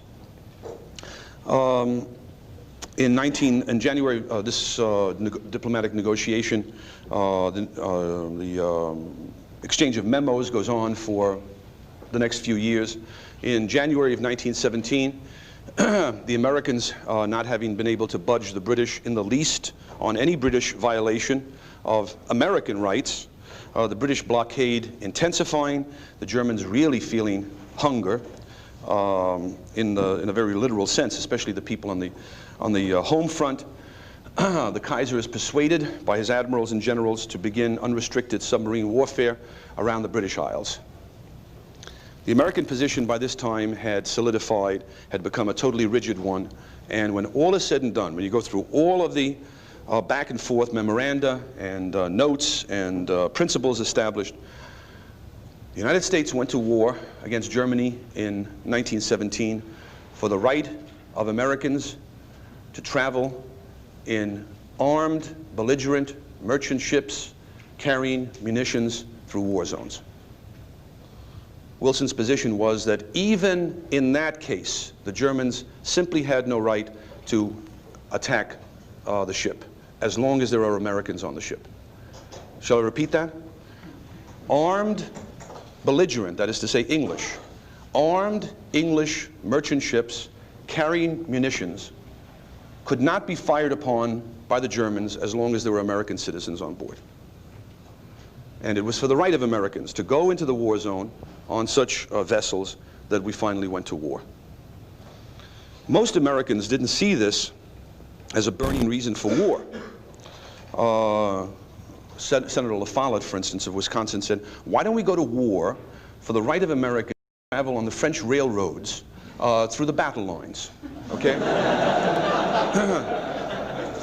Some American wants to get from Paris to Brussels, wants to go through through the trenches by railroad, and we'll send an American expeditionary force over there to enforce that right. Why not? Finally, in April of 1917, Wilson goes to Congress and asks for his declaration of war. Puts it in inimitable Wilsonian terms. We are fighting for the right of small nations to exist. We are fighting so that liberty not perish from this earth, and on and on and on and on. And America now assumes its role as a responsible world power. As George was explaining yesterday, the effects of this war on the home front cannot be exaggerated in terms of the growth of state power. This is the case in all the belligerents. In Germany, for instance, by the end of the war, the government and even the general staff has virtual total control of the German economy. The Germans call this, at this time, Kriegssozialismus. Okay, this is war socialism, keeping with the tony quality of Cato presentations. There is your foreign word. For today, you take this down and, use it for prestige purposes. War socialism. The effective control of the German economy by the government and the German army. And by the way, that's the model that Lenin uses when he takes power in Russia a few months later to organize the new Soviet economy, this German model. But in every country, the state power increases enormously.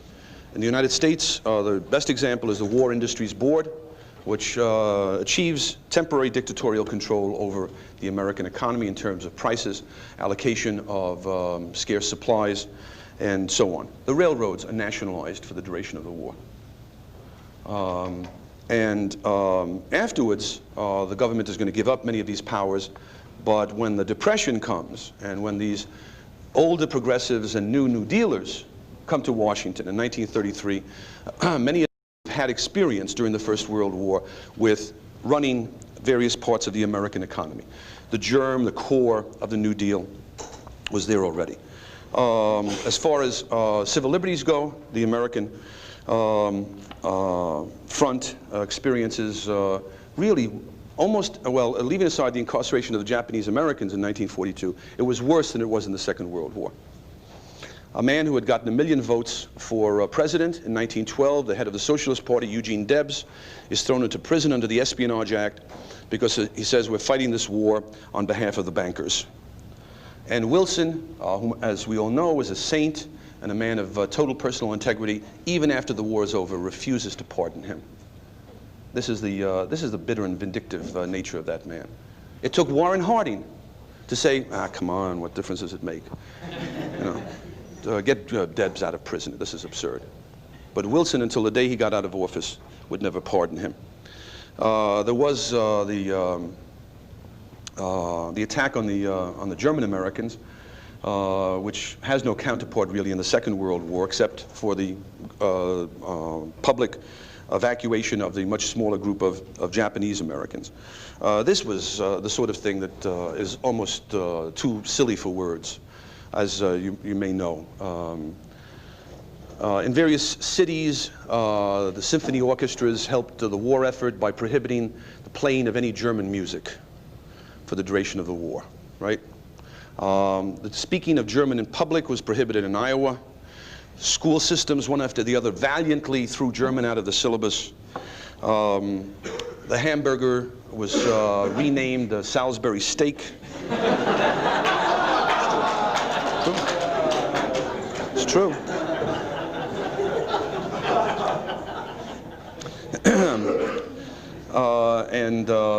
This kind of, well, you see, they had the hysteria was justified. They had a problem. This is the first time they were sending an American expeditionary force across the seas to Europe, and they did not know how the American people were going to react. So the people who had gotten us into the war and were managing the war were rather nervous. In a way, there was a tremendous amount of overreaction involved. Well, finally, the war comes to an end in November of 1918. People couldn't believe it. The people who lived in the north of France, who had heard the guns every moment, virtually every moment for 4 years, they couldn't believe that they had stopped. The Allies get together in Paris, the victors, to sign the peace treaty. Of this peace treaty, the conference takes place in Paris, and for each one of the defeated nations, the treaty is signed at a separate great French palace. The most important one was the treaty with Germany, signed at the Palace of Versailles, so it's called the Versailles Peace Treaty. The treaty with Hungary is signed at the Palace of Trianon, with Austria at Saint-Germain, and with Bulgaria and Turkey at other palaces. So these treaties go by these names, you see. But the most important one being with Germany, sometimes the whole settlement is called the Treaty of Versailles. This is the Europe that emerges from the Europe that existed before the First World War. If you can see the map of over there, the most important new difference is the coming into existence of a number of small successor states, as they're called, from Finland all the way down to Yugoslavia.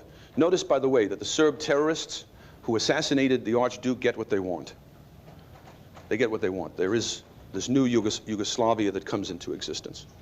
Austria-Hungary is gotten rid of as something obsolete, archaic. And these wonderful statesmen, some conservatives say that it's only the government that can be far-seeing. Does the name George Will mean anything to you, for instance? I thought you were supposed to hiss. Last time I told you, you hiss. Okay, good, good, okay. He says this, but it's a conservative idea. You see, individuals are just out for their own self-interest. They're short-sighted. Only governments can see in the long run. Well, okay, among other things at Paris, they destroyed Austria-Hungary and made it into an agglomeration of small states. What happens to these small states? Well, since Germany is defeated in 1918, since Russia's in a civil war, for a little time, these states manage. Okay, they're able to keep their independence. Just as soon as the natural equilibrium comes about in Europe again, you have a strong Germany and a strong Russia. These states inevitably fall under the control either of Germany or of Russia. Okay?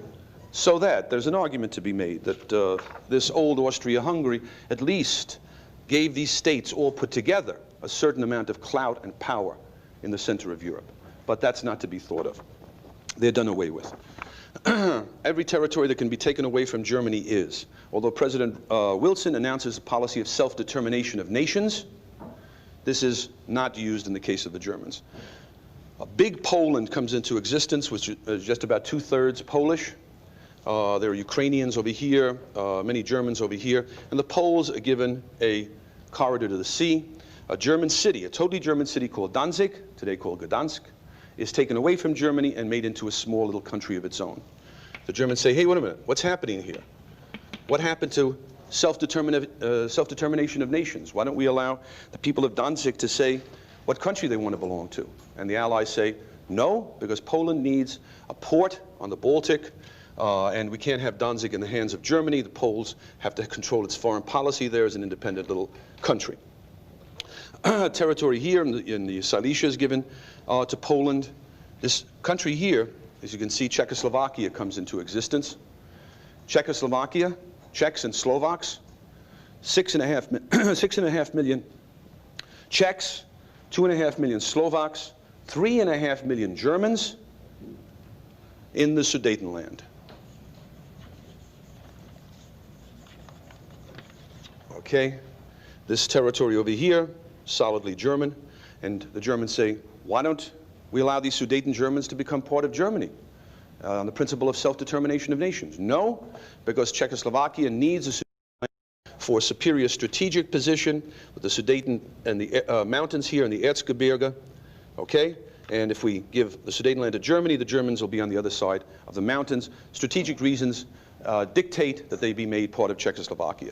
The same thing happens with the South Tyrol here, where the Italians are given German territory to take them to the Brenner Pass. Austria becomes a little rump country there, with a big bloated capital of Vienna, 2.5 million people and about 5 people in the rest of the country. The Austrians say, what if we join together with Germany? Might as well now. The Habsburg days are over. The treaties say there is never to be any association between Austria and Germany, regardless of what the people there want. German colonies are taken away, and the Germans are effectively disarmed. The German army is to be limited to 100,000 men. Do you know how many cops it takes to more or less keep controlled anarchy in New York City? 25,000. The whole German army is to be 100,000, which is less than the army of Lithuania. In other words, Germany is effectively disarmed. No military aircraft, no submarines, strictly limited number of surface ships. The Germans are also forced to sign Article 231 of the Treaty of Versailles, which says, we admit that we were solely responsible for this war. Unprecedented in history, where the defeated power is required to admit its guilt for having started the war. And then the question of reparations. The idea of reparations is accepted by the Allies. The Germans say, how much should we pay? And the French say, well, you just start sending things. Some people, Keynes has a very good book on this, The Economic Consequences of the Peace. It's one of his best books, really. Some people are talking in terms of $100 billion, okay? We're talking about an age when $100 billion was money, okay? Yeah. Finally, the reparations figure is put at $32 billion. But the reparations problem plagues Europe for, well, until 1933. You have the attempted French hegemony over the continent here. Okay? Germany is to be kept down by the division of excision of territories, by reparations, by the military restrictions on the German military forces. Beyond that, the French enter into alliances with the new states, Poland, Czechoslovakia, Yugoslavia, and Romania. These are supposed to somehow counterbalance Germany on the east to play the role that Russia had. Russia no longer can play the role since it's a communist country. The Ottoman Empire, by the way, is divided up. This is one of the things that disillusions poor President Wilson, who some people have suggested then at the Paris Peace Conference has his usual retreat into illness, getting sick and getting the flu and then finally a stroke, because things are not working out the way he imagined, hardly at all. Keynes says of Wilson at the Paris Peace Conference, he reminded me of nothing so, Keynes was there, he reminded me of nothing so much as a virgin in a brothel, valiantly calling for lemonade. Sort of out of his element somewhat, really. And then they divide, the British and French divide up the Ottoman Empire. The French get Syria and Lebanon. The British get Iraq and Palestine. By the way, one small sideline on the First World War. It was such a total war that both sides wanted to get every possible ounce of support they could. From the British point of view, it was unfortunate that many influential Jewish individuals in Central Europe and Jewish firms were supporting the Central Powers, were supporting Germany. The reason for that was that they were much better treated by the Germans, and especially by Austria-Hungary, than Jews in Russia were, for instance. Tsarist Russia was the great anti-Semitic power. It was the Tsarist Russian secret police that fabricated the famous protocols of the Elders of Zion, famous forgery attempting to prove that the Jews were trying to take over the world. Well, to counteract this, the British Rothschild addresses a letter to the British Foreign Office inquiring as to the British attitude on a certain question. And a member of the British Foreign Office named Arthur Balfour sends back a letter saying it is the policy of the British government to support the creation of a Jewish national homeland in Palestine. Okay. By the way, the Balfour Declaration also says, with the rights of the present inhabitants to be respected. This is how things were done in the age of imperialism. Who owned Palestine when this British commitment was made? The Turks. Okay? So the British were going on record as supporting the handing over a certain part of Turkish territory as a Jewish national homeland. The beginning then of the commitment of the British government to the ideals of political Zionism. And there's just no end to the problems created by that act of imperialism. Okay, so the world then, after 1919, when the conference takes place, seems to be pretty much under British and French control. The high point of British and French imperialism is reached, the greatest extent of the British and French empires. And then they set up the League of Nations. And why was the League of Nations set up? As you know, the League of Nations was set up for all good things. There's not a good thing that the League of Nations was not set up for, right? There's another way of looking at this, which is this. Once the treaties of Paris are signed, what do we have in the world? We have established British and French world hegemony. Okay? British and French control of the world, with the possible assistance of the United States if the US is interested. But Germany has been demolished. Russia is involved in turmoil. It's not going to be a problem for a long time. And the British and French have established have come to the apogee of their empires. And now let us freeze that for all time. Let us set up an international organization with all the power of all the international community behind it, which says that any crossing of any boundary is an act of aggression, which is to be answered by the whole world community.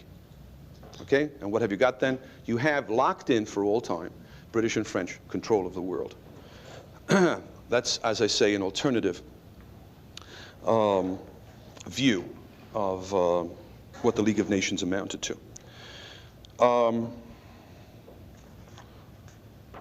Wilson said this was the war to make the world safe for democracy. One small point. At Paris in 1919, at the conference, the Japanese delegate is there. Japan had been on the victorious side. And he says, now that the whole world community is here, why don't we take a stand? Why don't we say it is the sense of this meeting and of the powers represented here that all human races are equal and should be equal in rights. And this, of course, is vetoed by the British and the French. The idea of going on record for racial equality, of course not. They control hundreds and hundreds of millions of people of the darker races, and there's no question of the possibility of proclaiming racial equality there. The German delegates, by the way, unlike what happens in 1815 in Vienna, when, again, all the powers meet for the Congress of Vienna for European peace. Back then, the French were brought in.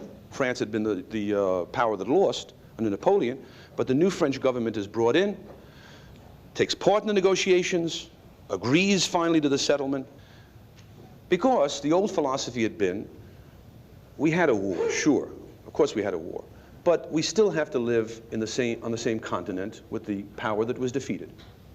Not in 1919. In 1919, the Germans are kept out. Once the whole Treaty of Versailles is arranged, the German delegates are brought in. They've shown it. The Germans say, we cannot possibly accept this. The French say, don't you remember that you surrendered, that the German army has been dispersed? The French army has not. Either you sign or we'll invade. And the Germans reluctantly sign. When the German leader, Erzberger, goes back to Berlin, he's assassinated. That is, the man who signed the Treaty of Versailles, assassinated by German nationalists. Point is, German public opinion does not feel, as for instance the French did in 1815, that somehow they had lost and this was a just enough peace treaty. The Germans are totally averse to it and can only be kept to the treaty in the next few years by force. Well, what I want to do now is get to the setting for New Deal foreign policy and how America finally does get into the onto the world stage in a very big way indeed. The New Deal, of course, begins in 1933. That is the official New Deal, Roosevelt's New Deal in 1933. March, the coming to Washington of Roosevelt and his administration. Roosevelt's Secretary of State is Cordell Hull. Let's get rid of the old Europe. Okay.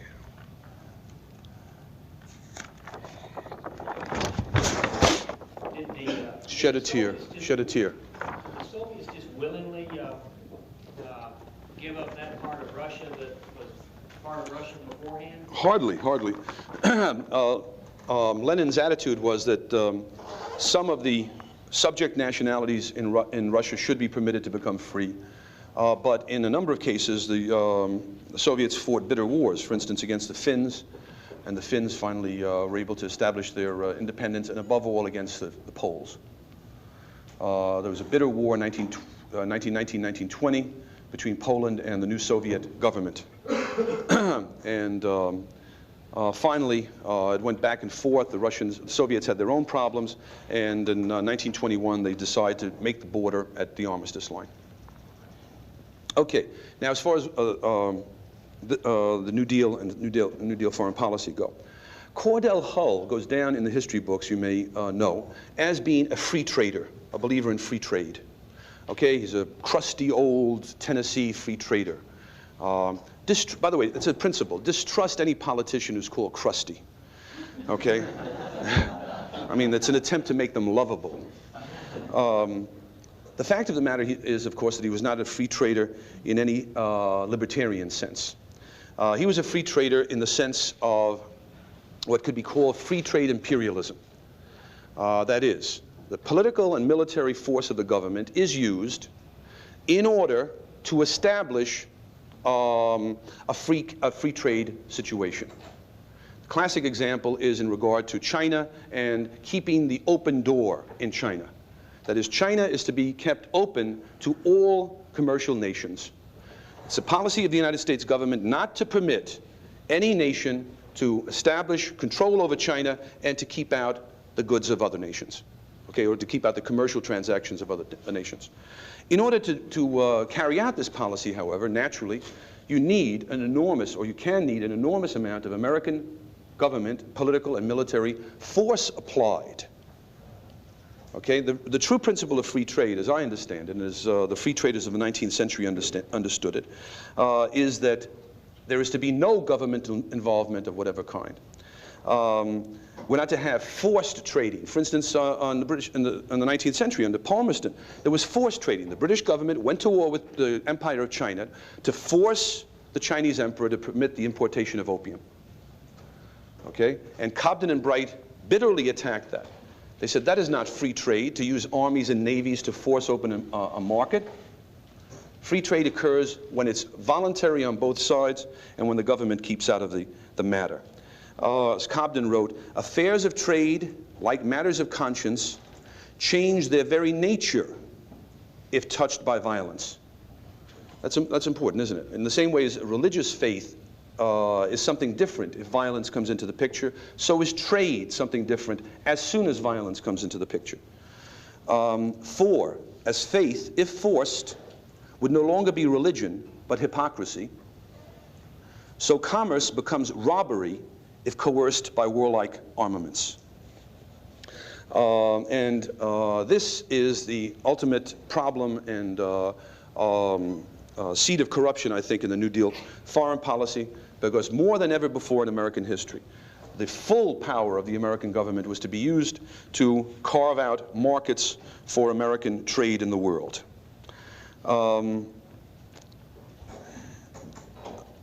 President Roosevelt himself said in 1934, "Our government must continue to cooperate with our foreign traders if foreign markets are to be maintained in the face of many obstacles which have grown up in recent years against our foreign trade." And where did they imagine these obstacles would be most of a problem? It would be in the Far East. In the Far East. Keep in mind, America was going through the worst depression in our history. And many people thought that this depression could be solved or alleviated if we had access to the markets of the Far East. This is the old delusion of the China market, going back deep into the 19th century, that for all the goods America could produce, we could always sell them in China because there are so many people in China. Right? All you have to do is have the Chinese buy maybe a square inch of cloth each, okay? And we would be selling them trillions of yards of cloth because there are so many Chinese, there's no end to it, okay? Or a couple of drops of oil from Standard Oil, right? Just a couple of drops of oil for the lamps of China, and there'd be no problem. American industry, the oil industry and so on, would be in terrific shape. The delusion of the China trade. Even today, to this very day, the idea that somehow trade with communist China is going to be an enormous, important part of our economy in years to come. The fact of the matter, of course, is that China is enormously poor. And not only poor, but more xenophobic, more wary of strangers in strange ways than other countries are. The China market never materialized. But the China market is the cornerstone of the economic policy of the New Deal in the 1930s. It's what sets the stage with the confrontation with Japan.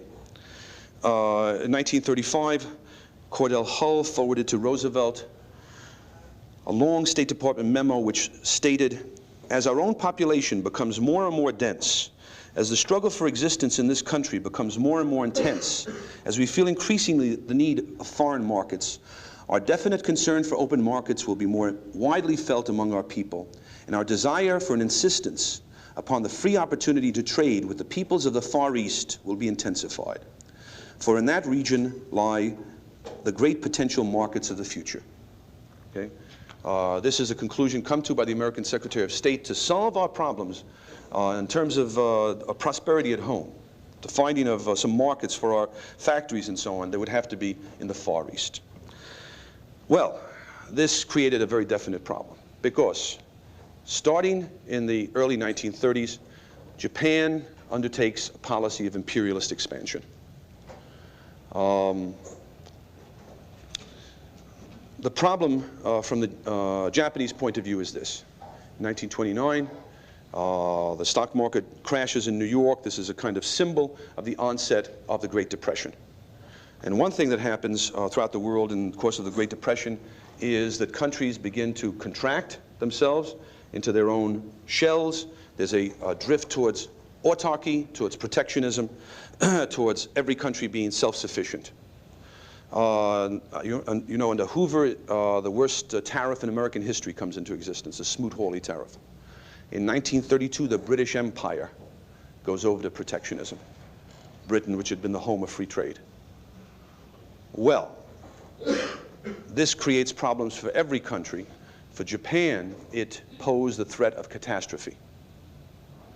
The Japanese are, at this time, 70 or 80 million people living on a group of islands, which all together have an area about equal to that of California. Also, mostly rocky, with almost no natural resources. How is this people to survive in a protectionist world? A top-level decision is arrived at by the military and political and business leaders of Japan. Japan will have to carve out a market for itself. And where is this market to be found? Across the sea in China. In 1931, the Japanese invade Manchuria. And already American policy sets its face against Japanese expansion. A man named Henry Stimson is Secretary of State at this time under Hoover, and he wants to impose economic sanctions on Japan. Hoover, of course, as a Quaker, says, no, that's too much. Economic sanctions will lead to war. We'll just make it clear to them that we don't approve of what they're doing, and see what happens then. Nonetheless, the Japanese go ahead with the occupation of Manchuria, and as the 1930s go on, Manchuria itself becomes not large enough, and the Japanese think to themselves, well, what we're going to do is we're going to turn China into our India. Okay, the British imperialists have always said that India is the chief gem in the British imperial crown. That it's that India has made England what it is today, a world power. Well, we'll have our own India. There's nothing written in the stars that says that the British should have been the rulers of India. It happened because the British wanted to do it. Well, we'll do the same with China. Where the Japanese take over in Manchuria, and then after 1937 in northern China, they do establish a protectionist regime to keep out other economic interests, and particularly the Americans.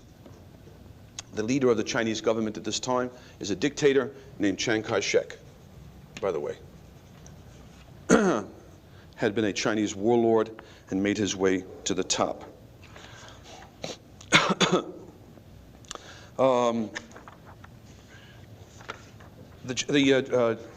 Japanese, by the way, their attitude is, well, of course, what do the Americans have to complain about? They have practically a continent to themselves. Okay? They have 3.5 million square miles of their own country. They have enormous natural resources. They have the greatest single free trade area in the world within the American boundaries. And where the Americans do take over, for instance, in the Philippines, they set up protectionist measures against other countries. Look, we have to live, we have to survive. And there is, after all, the British Empire, there's the French Empire, the Dutch control Indonesia. There are vast empires in the world. Japan is a poor country in the world as it is today. It has to be, we have to expand or die. After the war begins in Europe in 1939, with the Hitler-Stalin Pact, the division of Poland, the German war against the Allies in the West. In 1940, the Japanese, as we'll see, by September of 1940, the American policy is very clear. It's a policy that's directed against Germany, that fears German expansion and also Japanese expansion. And in September of 1940, the Japanese enter into an alliance with Germany and with Italy called the Tripartite Pact. And this is really very bad from the Japanese point of view, because what it leads Americans to think is that Japan and Germany and also Italy are involved in some vast plan and design to divide up the world. In fact, what the Tripartite Pact said was that the other allies would come to the defense of the country which is attacked by the United States. Not that this was an aggressive plan. They were perfectly willing to go on doing what they were doing, Japan and China, Germany in Europe, as long as the United States was kept out of it. But the fact that the Japanese do enter now into this formal alliance with Germany frightens the Americans and creates a great deal of distrust in the Roosevelt administration. There is no doubt that the Roosevelt administration set its mind against German expansion from the very beginning. No doubt about that whatsoever. Now that the documents are out, and very soon after the German advance in the West takes place, after the fall of France in June of 1940, President Roosevelt in Washington, he has not any of the qualms that Wilson had during the First World War. He's totally committed in his own mind. This is clear enough. Begins the program of assistance to the enemies of Germany and Japan throughout the world. In September of 1940, for instance, there's the destroyers deal, whereby the United States gives 50 old destroyers. It's always put in terms of old destroyers as if they were about to sink. Well, they were good enough for the British to want them. That is, they were seaworthy. 50 of these are given over in return for the British giving us bases along the North American coast, Bermuda, and up in Canada, and so on. This is already an act of war. According to international law, a neutral country simply may not give things like destroyers to a country which is at war to be used against its enemies. And this is even more the case for Lend-Lease, which comes into effect in early 1941. What Lend-Lease involves is a sort of blank check by Congress of X amount of money each year to the president to be used as the president sees fit in assisting nations of the world which happen to find themselves at war. Lend-Lease is used first of all and most of all for England in its fight against Germany, then for Chiang Kai-shek against Japan, and then after June of 1941, Lend-Lease is given to Russia. Besides the Lend-Lease Act of 1941, that year sees a series of accelerating acts of war incidents in the North Atlantic. This is totally different from 1914. Hitler had learned at least that much. The United States was not to be provoked into this war through naval incidents. In that case, then, it was the United States that would have to create the incidents. There is the example, for instance, of the destroyer, the USS Greer. In September of 1941, Roosevelt goes on the air, on the radio in those days, and says to the people, "I tell you the blunt fact that the German submarine involved in the incident fired first upon this American destroyer without warning and with deliberate design to sink her." The facts of the matter, as were known to Roosevelt at the time, were quite different. And you might look this up, for instance, in a standard reference book, which came out a few years ago by Robert Dallek, a supporter of Roosevelt, professor of history at UCLA, called The Foreign Policy of Franklin D. Roosevelt. The facts were quite different. The Americans and British at that time were working together militarily in the North Atlantic. The American destroyer, the Greer, spotted the German submarine and began, as per orders, broadcasting over onto the open air the location of the German submarine to be picked up by any British surface ship or aircraft in the area. A British plane comes over, and together the American destroyer and the British plane track the submarine for hours. Depth charges are dropped by the British aircraft. After a number of hours, the German submarine turns and fires a torpedo at the Greer, which misses. The Navy Department report, as Dallek shows, which was already in Roosevelt's hands, said that there's no reason to believe the Germans were aware of the nationality of the destroyer. So, what is it? It was one of Roosevelt's famous, half-truths? Okay, you can find this in the chapter on the road to war in Dallek's book. It was on the basis of this incident and a couple of incidents that follow later that Roosevelt declared his policy from September 1941 on. It was American policy to shoot on sight any Italian or German vessels in the North Atlantic. What Roosevelt was doing was looking for his incident that would force us into the war. There's a debate that goes on in America at this time over whether nobody really knows all the facts of what is going on in Roosevelt's mind and what he is doing behind the scenes. Some suspect. The debate is, should America get into this war? On the one side are the interventionists with their headquarters in the East, especially in New York. Really, the old establishment of the days of World War I is active all over again. They have the important papers on their side. They have Hollywood.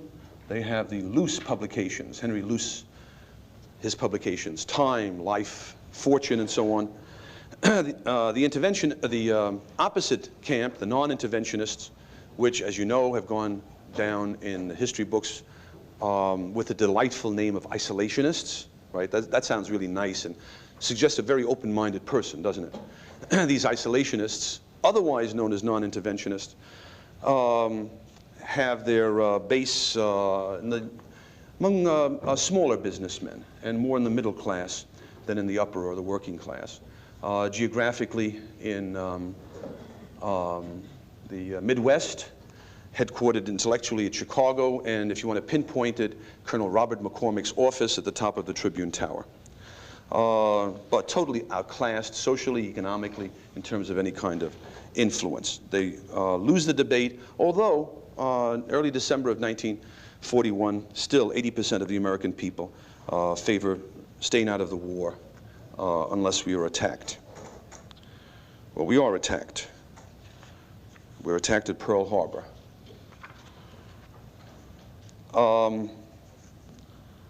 Pearl Harbor is one of those cases where something happens that directs the attention of the American public to foreign policy in a way that they can't avoid thinking about it, right? You have to admit that's a pretty spectacular and rather urgent way of forcing people to think about foreign policy, as the Iranian hostage crisis was. And in the same way, so for the first time, Americans are now paying attention to foreign policy, and they say, wow, there are such crazy people in the world. Here we are, just minding our own business. You know, we were on a picnic when the thing happened. And here these crazy people want to attack us. Well, go figure human nature. Americans are the most peaceful, sweetest, the most generous people in the world, people who love their children, right? Basically good guys. And here these awful people now attacking us. Well, as you know, in the case of the Iranian hostage crisis, there was a whole history that the American people were unaware of. For 25 years, the Americans had supported in every way a government which they had imposed on the Iranians, the government of the Shah. After, in the 1950s, the American CIA overthrew the nationalist government of Mossadegh in Iran. Supported then the Shah's government, made him our ally in that area, set up the Shah's secret police, the Savak, with the CIA expertise. And for some reason, there were groups in Iran which held this against us. And when they could humiliate us, when they could seize our embassy, when they could permit pictures to be taken of the American flag being used to transport trash out to the garbage pail, they did it to get back. The Japanese attack us on December 7th, 1941, not because they are totally insane, not because they had nothing better to do that day. They attack us because of what had happened in the months preceding. The Japanese, whatever you might want to say about them, and during the Second World War, there was almost everything said about them. There are not too many people who are old enough to realize the degree of race hatred that was institutionalized and permitted against the Japanese in that war, much worse than against the Germans. The Japanese, whatever you want to say about them, are not really stupid. They don't willingly take on a country as powerful as the United States. In 1941, when the United States enters the war, American GNP is equal to that of Britain, Germany, Russia, and Japan put together. Japan produces 15% of the US GNP in 1941, and the Japanese really are not stupid. Why did they do this? They felt that the alternative was too humiliating. Too humiliating. American policy was that the Japanese, in expanding into China, and then further down into Southeast Asia, trying to take over Indochina from the weak French Vichy government, East Asian empire of theirs was going to cut America off from too much of the world market, and besides, they were being very bad people. With Cordell Hull, again, and with Stimson and Roosevelt, you have, again, that Woodrow Wilson type hectoring, nagging, nudging type of approach to foreign policy. Okay? You're very bad people. You do bad things. What do you mean, being aggressive and trying to create a world empire? at this time in history. Japanese say, well, we came too late, unfortunately, but that's the way it is. The British, French, and others have their empires. The Americans say it's not permissible, not permissible. And the situation gets worse and worse. After the tripartite pact, because the United States is very suspicious of Japan, and then as 1941 goes on. The immediate cause of the attack on Pearl Harbor was the freezing of Japanese assets and the subsequent petroleum embargo against Japan in the summer of 1941. As a last-ditch appeal, the Japanese say, let's get together, send Prince Konoye, the Japanese prime minister, anywhere you want, Hawaii, San Francisco, even on American soil, to discuss these issues. The Americans say, well, that sounds interesting. First of all, you have to get out of China. The Japanese say, this is unheard of. The idea that the issue to be discussed will be settled beforehand. And what country, I mean, I'm not saying that the Japanese were justified in China, by no means. By no means. And they were particularly brutal in an awful kind of way in China. But what other empire in history has ever voluntarily withdrawn from hundreds of thousands of square miles and control over tens and hundreds of millions of people? No country's ever done that. We could just as easily have demanded that the English get out of India, or else we would attack England. It's simply not the way things are done among great powers. But this American moralistic tone prevailed. The Japanese are getting more and more desperate. The oil embargo, of course, means that a time bomb is ticking away. The reserves of the Japanese Imperial Navy are being depleted day by day. The oil embargo is also one on the part of Britain and the Netherlands against Japan. You understand, other countries don't think that the world was made so that the United States lays down the law whenever it wants. The Japanese are not going to permit their navy to be stranded, to be grounded without petroleum. Before the reserves are exhausted, they will make a move. Okay, and they do at Pearl Harbor. That those battleships at Pearl Harbor, Battleship Row, again, great foresight on the part of a government agency.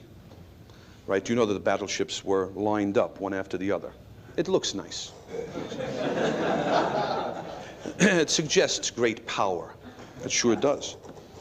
Those ships go into history along with the other great mystery ships. The USS Maine, mysteriously blown up in Havana Harbor, edging the United States, giving a big push to the war against Spain. Or the ships in the Gulf of Tonkin in 1964.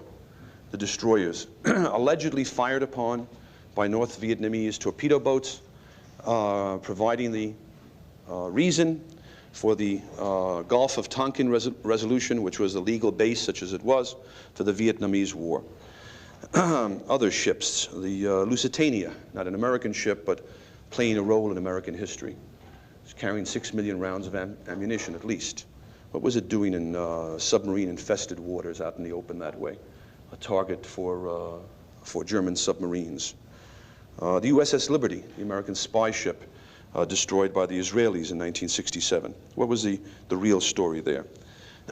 Well, those ships in Pearl Harbor are another of the phantom, you might say the phantom ships or the mystery ships. The reason it's a mystery only came out after the war. President Roosevelt, of course, in his inimitable way, goes to Congress and says, we were totally surprised by this dastardly attack.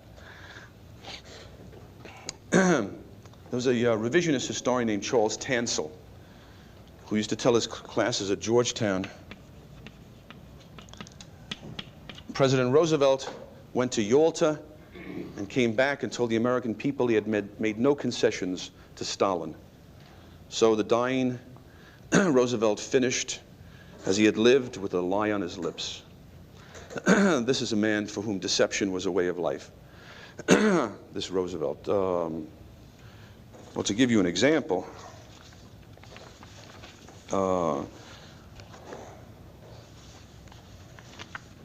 from the author I mentioned before, Dalek, talking about Roosevelt's policy in staging incidents in the North Atlantic and so on. In the light of the national unwillingness to face up fully to the international dangers confronting the country, you see, this is an apologist for Roosevelt. In the light of the fact that the American people were not willing to face up to our dangers, it is difficult to fault Roosevelt for building a consensus by devious means. Okay, in other words, by lying about it. He told the people that we had been totally surprised at Pearl Harbor. That wasn't true. And the main reason it wasn't true is that we had broken the Japanese diplomatic code, and we were privy to the messages sent from Tokyo to the consulate in Honolulu, to the Japanese embassy in Washington, to the Japanese consulate in Hong Kong, and so on.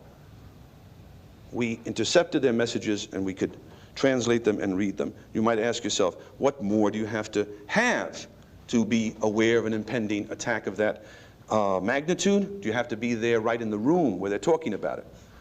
Do you have to actually be there? The whole issue of Pearl Harbor is still one which is very murky, very obscure, and books keep coming out all the time. A couple of years ago, 2 books came out, one on either side.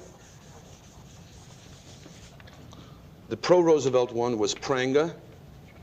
Pro-Roosevelt in the sense that the story is given out by the administration that they were totally surprised by the attack. This story is maintained. The opposite, that the Roosevelt administration had culpable knowledge of the impending attack, is presented by the popular historian John Toland in a book called Infamy. There were a number of investigations, and I think it is still impossible to say exactly what happened. What we do know is that the messages that were deciphered and translated and known to the administration become increasingly that the Japanese messages to the embassy in Washington become increasingly frantic. As November goes on, we know that on November 25th, Secretary of War Stimson, by the way, the man who had been Secretary of State under Hoover is now brought into the administration as Secretary of War. And as Tansel said, nobody ever deserved the name more. Stimson, by the way, is a Republican. This is the beginning of the bipartisan foreign policy. Whatever American foreign policy is supported by all good Americans, whether they're Republicans or Democrats. It's another part of Roosevelt's very clever politicking in this. November 25th, Stimson wrote in his diary about a meeting at the White House. There, the president brought up the event that we were likely to be attacked. This is November 25th. Perhaps as soon as next Monday. For the Japanese are notorious for making an attack without warning, and the question was what we should do. The question was how we should maneuver them into firing the first shot without allowing too much danger to ourselves.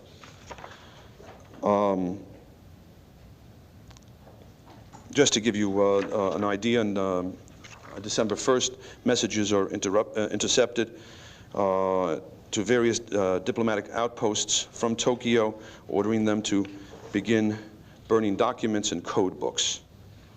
On the night of December 6th, Saturday night, this is all in the record of the Pearl Harbor investigations, a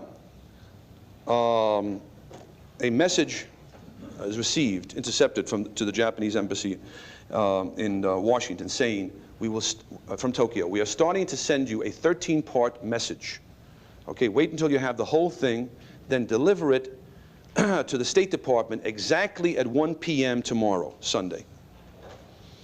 Okay, a messenger comes over from the decoding agency right to the White House. President Roosevelt is there with his friend Harry Hopkins, and looks over the message and turns to Hopkins and says, according to the naval officer who's the messenger, "This means war." Well, this means war, and what do the leaders of the American government do that night, knowing that war is going to come the next day? President Roosevelt plays with his stamp collection. The head of naval operations, Admiral Stark, goes to the theater.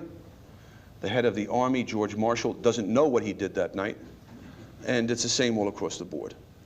Well, you see, this is the sort of thing that keeps suspicions about Pearl Harbor alive. So this is very, very strange stuff. The next morning, people are going to their offices. George Marshall goes, the head of the Army, goes horseback riding, by the way. Doesn't get into his office until about 11:30. For weeks, they have suspected that war might break out any day. Doesn't get to his office until 11:30. It occurs to him, just as it occurs to somebody over the Navy Department, except the Navy Department, they say, we're not going to do anything about this. That doesn't really matter. It's a coincidence. It occurs to him that 1 o'clock Washington time is dawn in Hawaii. And he's going to send a message to General Short, who's the head of the Army in the Hawaiian Islands. Instead of using the scrambler telephone on his desk, he sends the message by commercial telegraph, by Western Union. The message is received while Pearl Harbor is burning. Now, was Roosevelt somehow planning to use Pearl Harbor as a way to get us into the war? I don't think there's any way of answering that definitively. But that Roosevelt, by that time, very much wanted to get us into the war, there is no doubt anymore. That old argument, was Roosevelt sincere when he said, I'm in favor of peace, we have to stay out of this war, there's no one who wants peace more than I do. That argument is finished. Roosevelt lied about that, and he deceived the American people. The British documents were released. One relevant document, one relevant set of documents released on January 1st, 1972, and I'm quoting from the New York Times account. War entry plans laid to Roosevelt. Britain releases her data on talks with Churchill. Formerly top-secret British government papers made public today said that President Franklin D. Roosevelt told Prime Minister Winston Churchill in August 1941 that he was looking for an incident to justify opening hostilities against Nazi Germany. On August 19th, Churchill reported to the War Cabinet in London on other aspects of the Atlantic Charter meeting that were not made public. Quote, he, Roosevelt, was obviously determined that they should come in. If he were to put the issue of peace and war to Congress, they would debate it for months. The President had said he would wage war but not declare it, and that he would become more and more provocative. If the Germans did not like it, they could attack American forces. Everything was to be done to force an incident. End quote, from the minutes of the British cabinet. So, well, when people say, oh, they're just a bunch of old Roosevelt haters, there's a very special reason why this man is particularly hated in American history, and it comes with the sort of unforgiving hatred that you feel for somebody who has used you and lied to you and violated you, who has had you do things according to his will, against your own will, by manipulating and deceiving you. And that's what he did in connection with the Second World War. Time is getting very short. We're not going to be able to get into the epic of this war in as much detail as I had thought. It is a great war. It is, as we are told again and again, the last good war.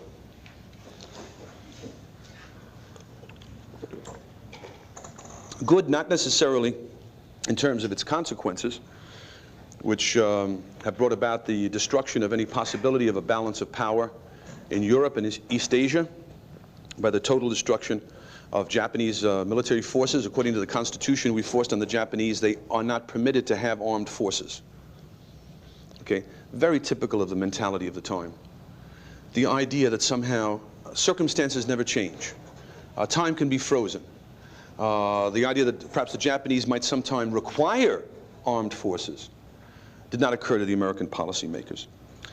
The West Germany that exists today is 1/2 the size of Bismarck's Reich, because of the division with East Germany, and also because all of these territories were taken away from Germany after the Second World War. Poland was moved west. That was one of the things that was done at Yalta. They decided to move Poland west. They did that by giving this territory to Russia, and the Poles took over East Prussia, Pomerania, and the Sudetenland, and Silesia, Silesia here. Sudetenland, in Czechoslovakia. The Czechs finally solved the German question that had come up, that had been created with Czechoslovakia in 1919. They simply expelled 3.5 million Germans. This is an aspect of the Second World War, by the way, which is not much discussed, and that is the expulsion of 17 million Germans from totally German areas in 1944 and 1945. That was one of the episodes at the end of the war. Something like 2.5 million Germans still unaccounted for. Clearly enough, many of them died in the course of the expulsion. Well, the last good war. The main problem with this idea of the last good war is that one of our allies was Joseph Stalin. And I wonder how long people can keep compartmentalized in their minds. On the one hand, last good war, great heroic alliance with Britain and Russia. On the other hand, another compartment of their minds, what we have learned from people like Solzhenitsyn in his book on the Gulag Archipelago. Okay? What was the nature of this regime with which we allied ourselves and which we supported? And by the way, here's another insight on Roosevelt, also from Dalek's book. Roosevelt, after Russia is attacked by Germany in June of 1941, has to convince the American people that we should send Lend-Lease to Russia. Okay, there's a good deal of anti-communism in those days, especially among American Catholics. So, according to Dalek, he told a press conference on September 30th that Article 124 of the Russian Constitution guaranteed freedom of conscience. Freedom equally to use propaganda against religion, he said, which is essentially what is the rule in this country, only we don't quite put it the same way. Roosevelt, like Wilson, was not a very not a man with great intellectual scope. What he was trying to do, in some unbelievably dumb way, was convince the Americans that there was freedom of religion in Russia. Therefore, it was okay to send them Lend-Lease. And he actually said that this article of the Stalinist Constitution, which guaranteed freedom of religion, was pretty much the same as the American First Amendment. That's maybe the nadir of misunderstanding. What was the nature of this regime of Stalin's? It was a dictatorship from the moment that an authoritarian, totalitarian dictatorship from the moment that the Bolsheviks had taken over in 1917. The history of the Soviet secret police is so notorious that every few years they have to change their name, change their initials from Cheka to GPU to AGPU to NKVD to MVD and to today the KGB. Robert Conquest, the British historian, has a book called The Great Terror, and you can read this, of course, in Solzhenitsyn also, the Gulag Archipelago. What was the character of this regime? This was a regime which, in the period of the collectivization of agriculture after 1928, caused, through the famines that came about and through actual warfare waged on the peasantry, which refused to give up the land, caused an unknown number of deaths, probably in the range of 4 to 6 million. There came the purge of the Communist Party itself in the middle of the 1930s, the great show trials and the purge of the party, in which, according to Conquest, there were 7 million arrests, and 1 out of every 10 people arrested was shot. Now, no libertarian has anything but the deepest disgust for the regime of filth and total denigration and destruction of the human personality set up by Hitler and his Nazis. However, the analogous German purge, known as the Night of the Long Knives, which occurs in June of 1934, costs about 200 lives. And what's happening behind the Iron Curtain in Russia, nobody knows about. The greatest number of lives, of course, were lost in connection with the Gulag itself, the system of slave labor camps that Solzhenitsyn compares to islands, an archipelago, strung out along the Great Sea of the Soviet Union. These concentration camps took all comers, masses and masses of people in successive waves. At first, of course, Tsarists and Mensheviks, Russian anarchists are sent to these labor camps, Orthodox priests, then the kulaks, the Ukrainian peasantry and the peasantry in other parts of the Soviet Union, then the members of the Communist Party itself when it was being purged. Then, when Russia starts expanding in Eastern Europe, Polish prisoners of war, many of whom were murdered at Katyn Forest. Then, when it takes over the Baltic states, the Lithuanian and Estonian and Latvian middle classes transported en masse into the camp system. Then, German prisoners of war, Japanese, Hungarians, whoever is fighting on the Russian front. At times, when they need labor in the camps to build the Baltic White Sea Canal, they will go into movie theaters in Moscow, put on the lights, arrest everyone there, put them into trucks, and send them to the camps. This is a system of camps all across the Soviet Union. Vorkuta is up here, out on the Pacific in Siberia, across from Japan.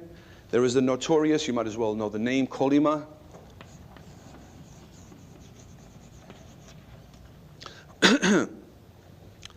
It is a system of camps in itself, covering an area 4 times the size of France, in which, according to Conquest, probably around 3 million people died. This is the nature of our ally. And I ask you to imagine, as a hypothetical, imagine a photograph taken in the course of the Second World War. And what it shows is 3 allies and friends partying wherever. Some international meeting, heads of states, and they're partying, toasting each other. You have Franklin Roosevelt, and you have Winston Churchill, and you have Adolf Hitler. Does that sound repulsive? Well, you had exactly that photograph, except it wasn't Hitler, it was Stalin. Winston Churchill, in his endless hypocrisy, goes so far at Tehran as to give Stalin a crusader's sword, a sword which had been in the possession of the British Crown. It seems to me it's a very big thing to come to a conclusion about, but this puts into doubt, this at least raises the question of the moral character of this war. The war, of course, is even further compromised by the way it is conducted. In the 19th century, the classical liberals and the atmosphere of classical liberalism led to an attempt to define rules of warfare, to put limits even on the violence of warfare. In the course of the Second World War, this is given up. The only place it's not really is in the African War, which is one reason that becomes a kind of favorite war of a lot of people in North Africa, because it's more of a gentlemanly war. It's more of a war where the rules are respected. There are no rules respected on the Eastern Front on either side. As soon as the war breaks out in the Pacific, there are no rules of warfare respected. Very few prisoners taken. Any ship is sunk on sight. And you know something of the German destruction of civilians in Europe, especially of European Jewry. But all of the states committed acts of great horror. Not only the German state, not only the Russian state, the British state, which says to itself, we cannot afford the losses of our troops that we suffered in the First World War. We don't have the men anymore. We will reduce Germany to surrender through incessant terror bombing of its cities. And about 700,000 German civilians are killed from the air. The deliberate target of British policy, that is, it was a policy of killing civilians in order to terrorize the Germans and to break their will. The classic examples are destruction of Hamburg in 1943, when it was discovered that a combination of certain weather conditions and the intense bombardment created something new called a firestorm. And then in February of 1945, when Germany was already defeated, the destruction of Dresden.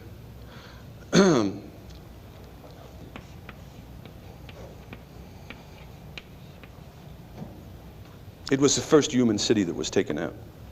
Dresden had not been bombed in the whole course of the war because there was nothing in Dresden. There's a good book by an uneven historian named David Irving, called The Destruction of Dresden. This is, I think, one of his better books. Probably around 135,000 people were killed. It was, you understand, 4 nights and 3 days of bombing. And when the neutral countries of Europe woke up the next day, I'm talking about in Zurich and Stockholm, Madrid, Americans had never heard of Dresden. Why should they have? But it's as if we woke up one day and we found out that a particularly beautiful American city, let's say like San Francisco or Boston, had ceased to exist. There was a thrill of horror that went through Europe. The war is capped by the atomic bombings of Hiroshima and Nagasaki. A now classic book on the subject is by the historian Martin Sherwin, also in paperback, A World Destroyed. Okay, and the reasons for the bombing and the reasons why the bombings were not really necessary. You know, it's an endless argument one way or the other, but it's clear, I think, enough that the Japanese would have surrendered, not unconditionally as had been demanded. They wanted certain conditions. One condition is that they didn't want the emperor to be put on trial as a war criminal and hanged in front of his palace. Before that would happen, yes, the Japanese race would commit suicide. But that they were open to negotiations and certain conditions is clear. By the way, it's now that the Americans are beginning to go a little wacky with their air power. A little wacky. You know that after the bombing of Hiroshima, the Japanese are given 2 days. So it takes time to bring a war machine to a halt. And then Nagasaki is destroyed. I don't want to be too pathetic about it, but Nagasaki is in opera the home of Cho-Cho-san, in Madame Butterfly, and that's where she waits for her American officer to appear from over the horizon. And then Truman said, enough. Okay, you know, leave it, let's at least give that crusty, beloved old Truman that much enough. He had, of course, destroyed 2 Japanese cities rather than negotiate. The American Air Force general in the Pacific on the spot at Tinian, Curtis LeMay, wanted to use a 3rd bomb. Can anyone guess what city he wanted to have as the target for the 3rd atomic bomb? Tokyo. Right. I'm saying there's something happening now with the American military, which I'm not a communist. Okay, I've never been a communist. Closest I ever came to being a communist, I was a Republican.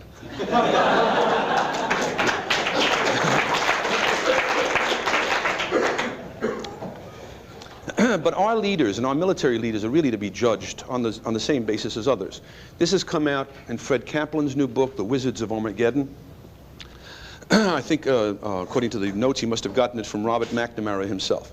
When McNamara becomes Secretary of Defense in 1961, under the Kennedy administration, naturally he says, okay, let me show me all the plans you have. The SAC, that's Strategic Air Command General, Tom Power, the head of SAC, shows him the contingency plans in the event of war with Russia and China. China is still an ally of Russia at this time. McNamara is aghast. They call for the death in the first few days of 285 million Russians and Chinese through massive, indiscriminate nuclear bombing of Eurasia, and they call for the obliteration of Albania. There happens to be a radar defense installation there. And the SAC general says to McNamara, and this really annoys McNamara, with a sort of smirk, I hope you don't have any friends or relations in Albania because we're going to have to wipe it out. I tell you this in all honesty. Something like that, those contingency plans would have not necessarily deterred, but they would have embarrassed Hitler and Himmler.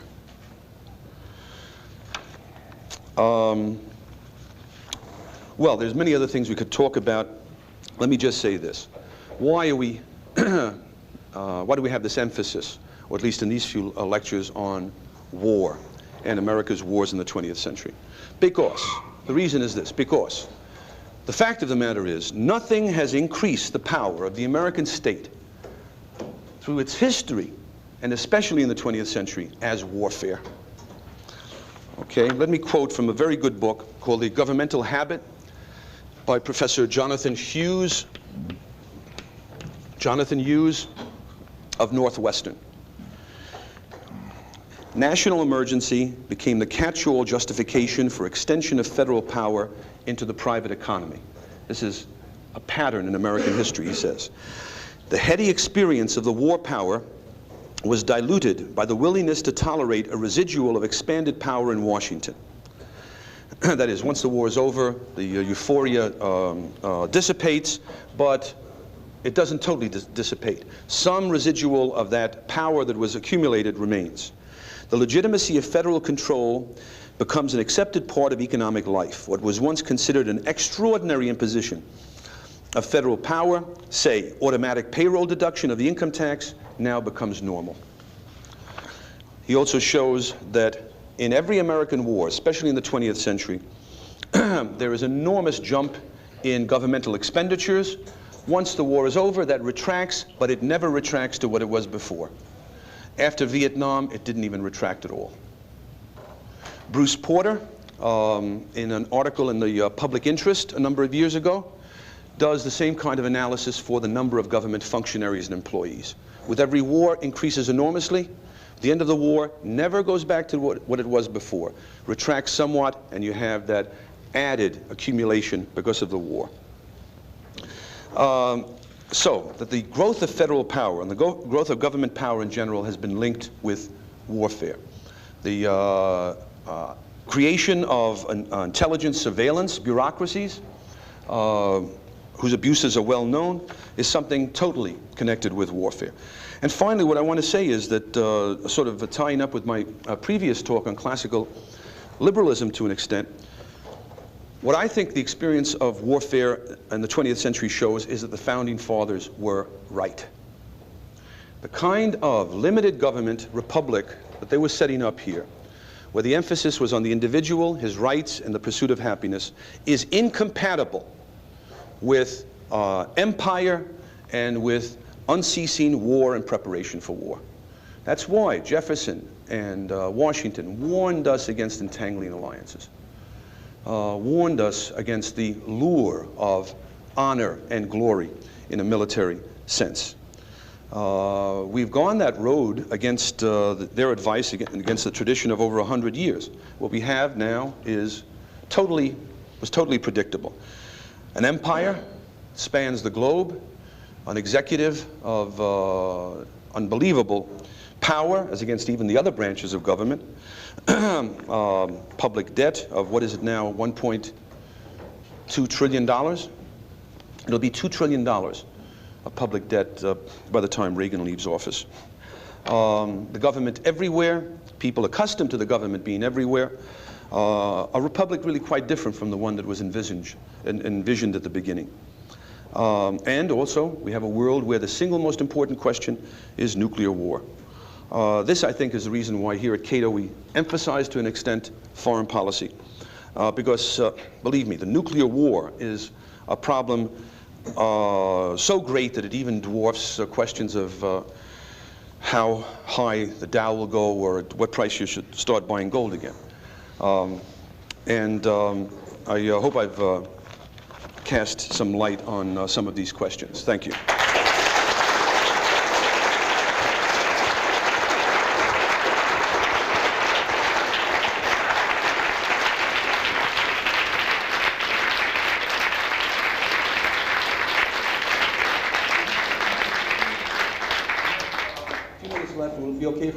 2:30. Will that give us a chance to have lunch? I think so. I mean 12:30, not 2:30. Yes. Yeah, I just want to ask you, that LeMay that you mentioned, the one that shot the third bomb, was he the one that was the running mate of George Wallace? Yeah. Jeez. Wallace was in political trouble. The only other one who would accept the vice presidential nomination under him was that Birmingham police store.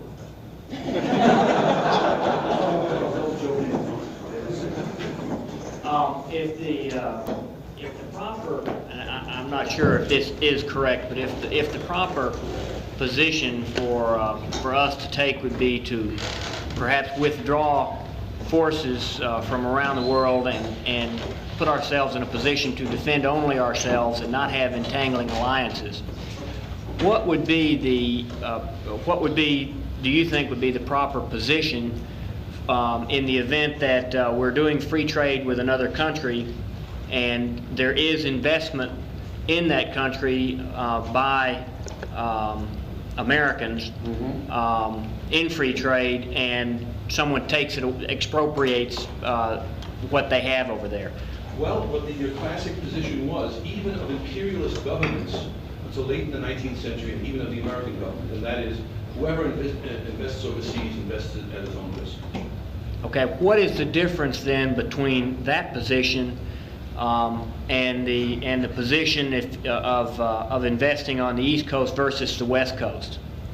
I mean, what separates, what makes, in a libertarian point of view, now you're isolating us to strictly American. And what is the philosophical difference between that and saying, well, you invested on the West Coast and they took it away from you, and that's not a good reason for violently taking it back? I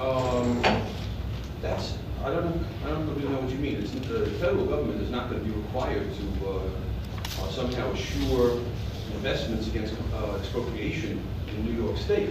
That's done by the laws of the state of New York. So that problem doesn't mean what East Coast and West Coast of the U.S., right? Sure. There's no need for the federal government to go in and tell New York and threaten New York State against expropriating some American company. That doesn't really arise. But the real problem is that once this principle of guaranteeing American property throughout the world, or whatever property, is put into effect, it's a recipe for endless American involvement. And historically speaking, it's a very good reason to expect that some kind of military action is going to have to be taken. This doesn't mean that there's not going to be foreign investment. The opposite. Some Marxist regimes, of course, are going to confiscate property. But you can see what's happening in many parts of the world. Developing countries, in order to attract property, for instance, Sri Lanka or Ceylon is the latest example, make every effort to reassure investors. Okay, and investors will invest there from a business point. Most often they'll invest where the legal system is assured there wouldn't have to be any reason to send American forces to defend them, like Canada, Japan, Western Europe, and so on. See, I think that if the Rockefellers want to invest in South America, they should not use the U.S. Marines as their private Pinkerton guards.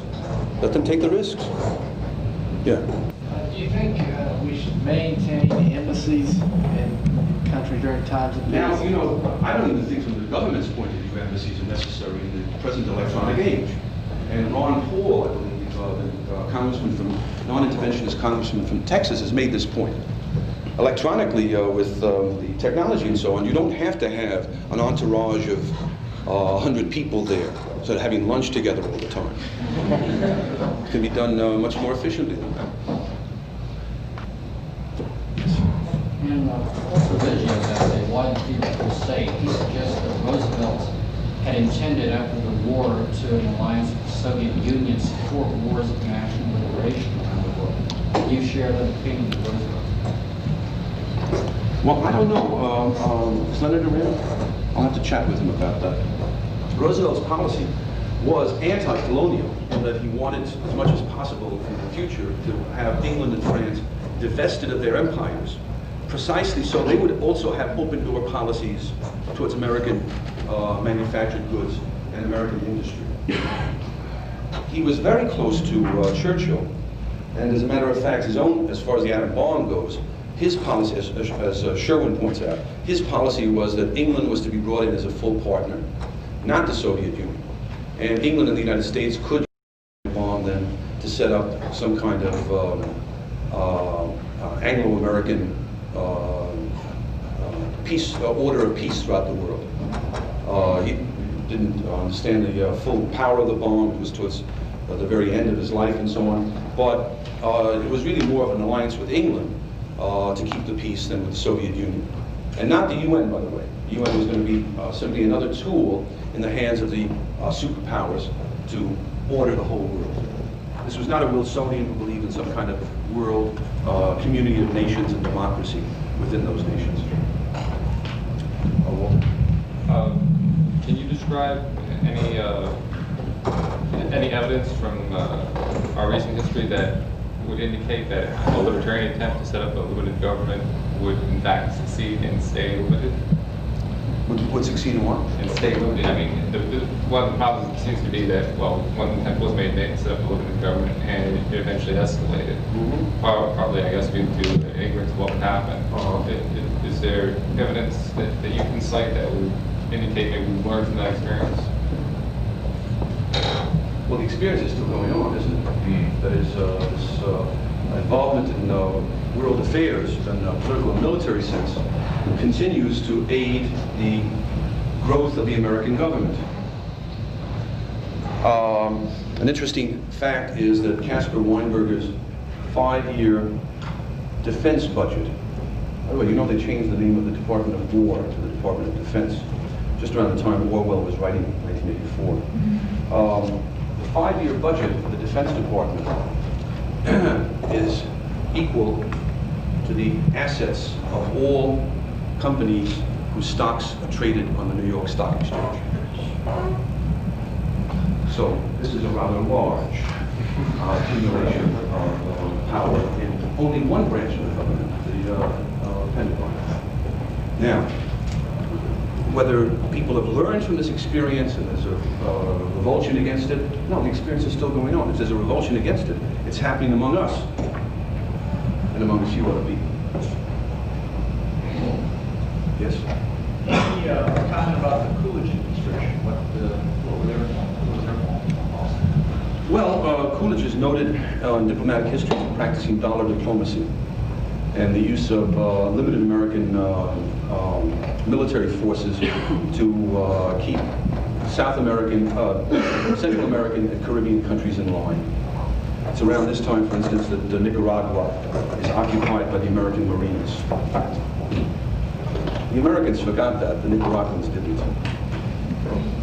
Yes? A good section of American political thought, I would say, what we would call the leftists, or the left wing of the Democratic Party, share revulsion for large military budgets and so forth. But they're out and out statists. Now, how do they come to arrive at this same end? Sort of? They're not. None of those people are in principle against foreign commitments or American entanglements almost anywhere in the world. What's involved there is a technical debate over particular weapon systems very often. And these liberal Democrats at least have enough sanity to think that there's $5 billion worth of waste in a $280 billion Defense Department budget. Right? The Reagan administration's position is there is not a single penny that can be spared. They present a budget that the generals and admirals want for $280 billion, and you can't take a dime away from that without endangering American security. So the Democrats want to pare that a little bit, get rid of particular weapon systems, but nothing like the kind of radical rethinking of American foreign policy that libertarians believe in, I think. So that of all the defense analysts that the various sides use, the only one I think that has really thought these things out is a libertarian defense analyst, namely Earl Ravenel. It was really thought out ways of saving substantial amounts of money by changing American policy and not simply getting rid of one weapon system or another. And I would strongly recommend his works to you. You're probably familiar with them to an extent anyway. Right? Won't Earl be speaking here? Yeah. Right. Oh, well, maybe one more question. Yeah. I think we're all free trade advocates here, but something that puzzles me. Do you think that free trade in armaments would be consistent with that? You mean by private firms? If El Salvador can pay for it, should they be able to arm themselves to the teeth while they war manufacture the United States? You know, really, what's the alternative? Because there's certainly going to be groups in the world where we would say they should be able to get arms to help themselves, right? I mean, I take it no one here would particularly want to have an embargo on arms to the Afghan mujahideen, freedom fighters, right? So that it seems to me the only principle that can be accepted is, there's no reason to suppose the American government can select the good and the bad guys in the world. Certainly been wrong in the past. So that I see no alternative really to an open arms market. But the arms market would be a much, much smaller one than exists now, because now it's the credits come from the enormous resources of the U.S. government. I really think we're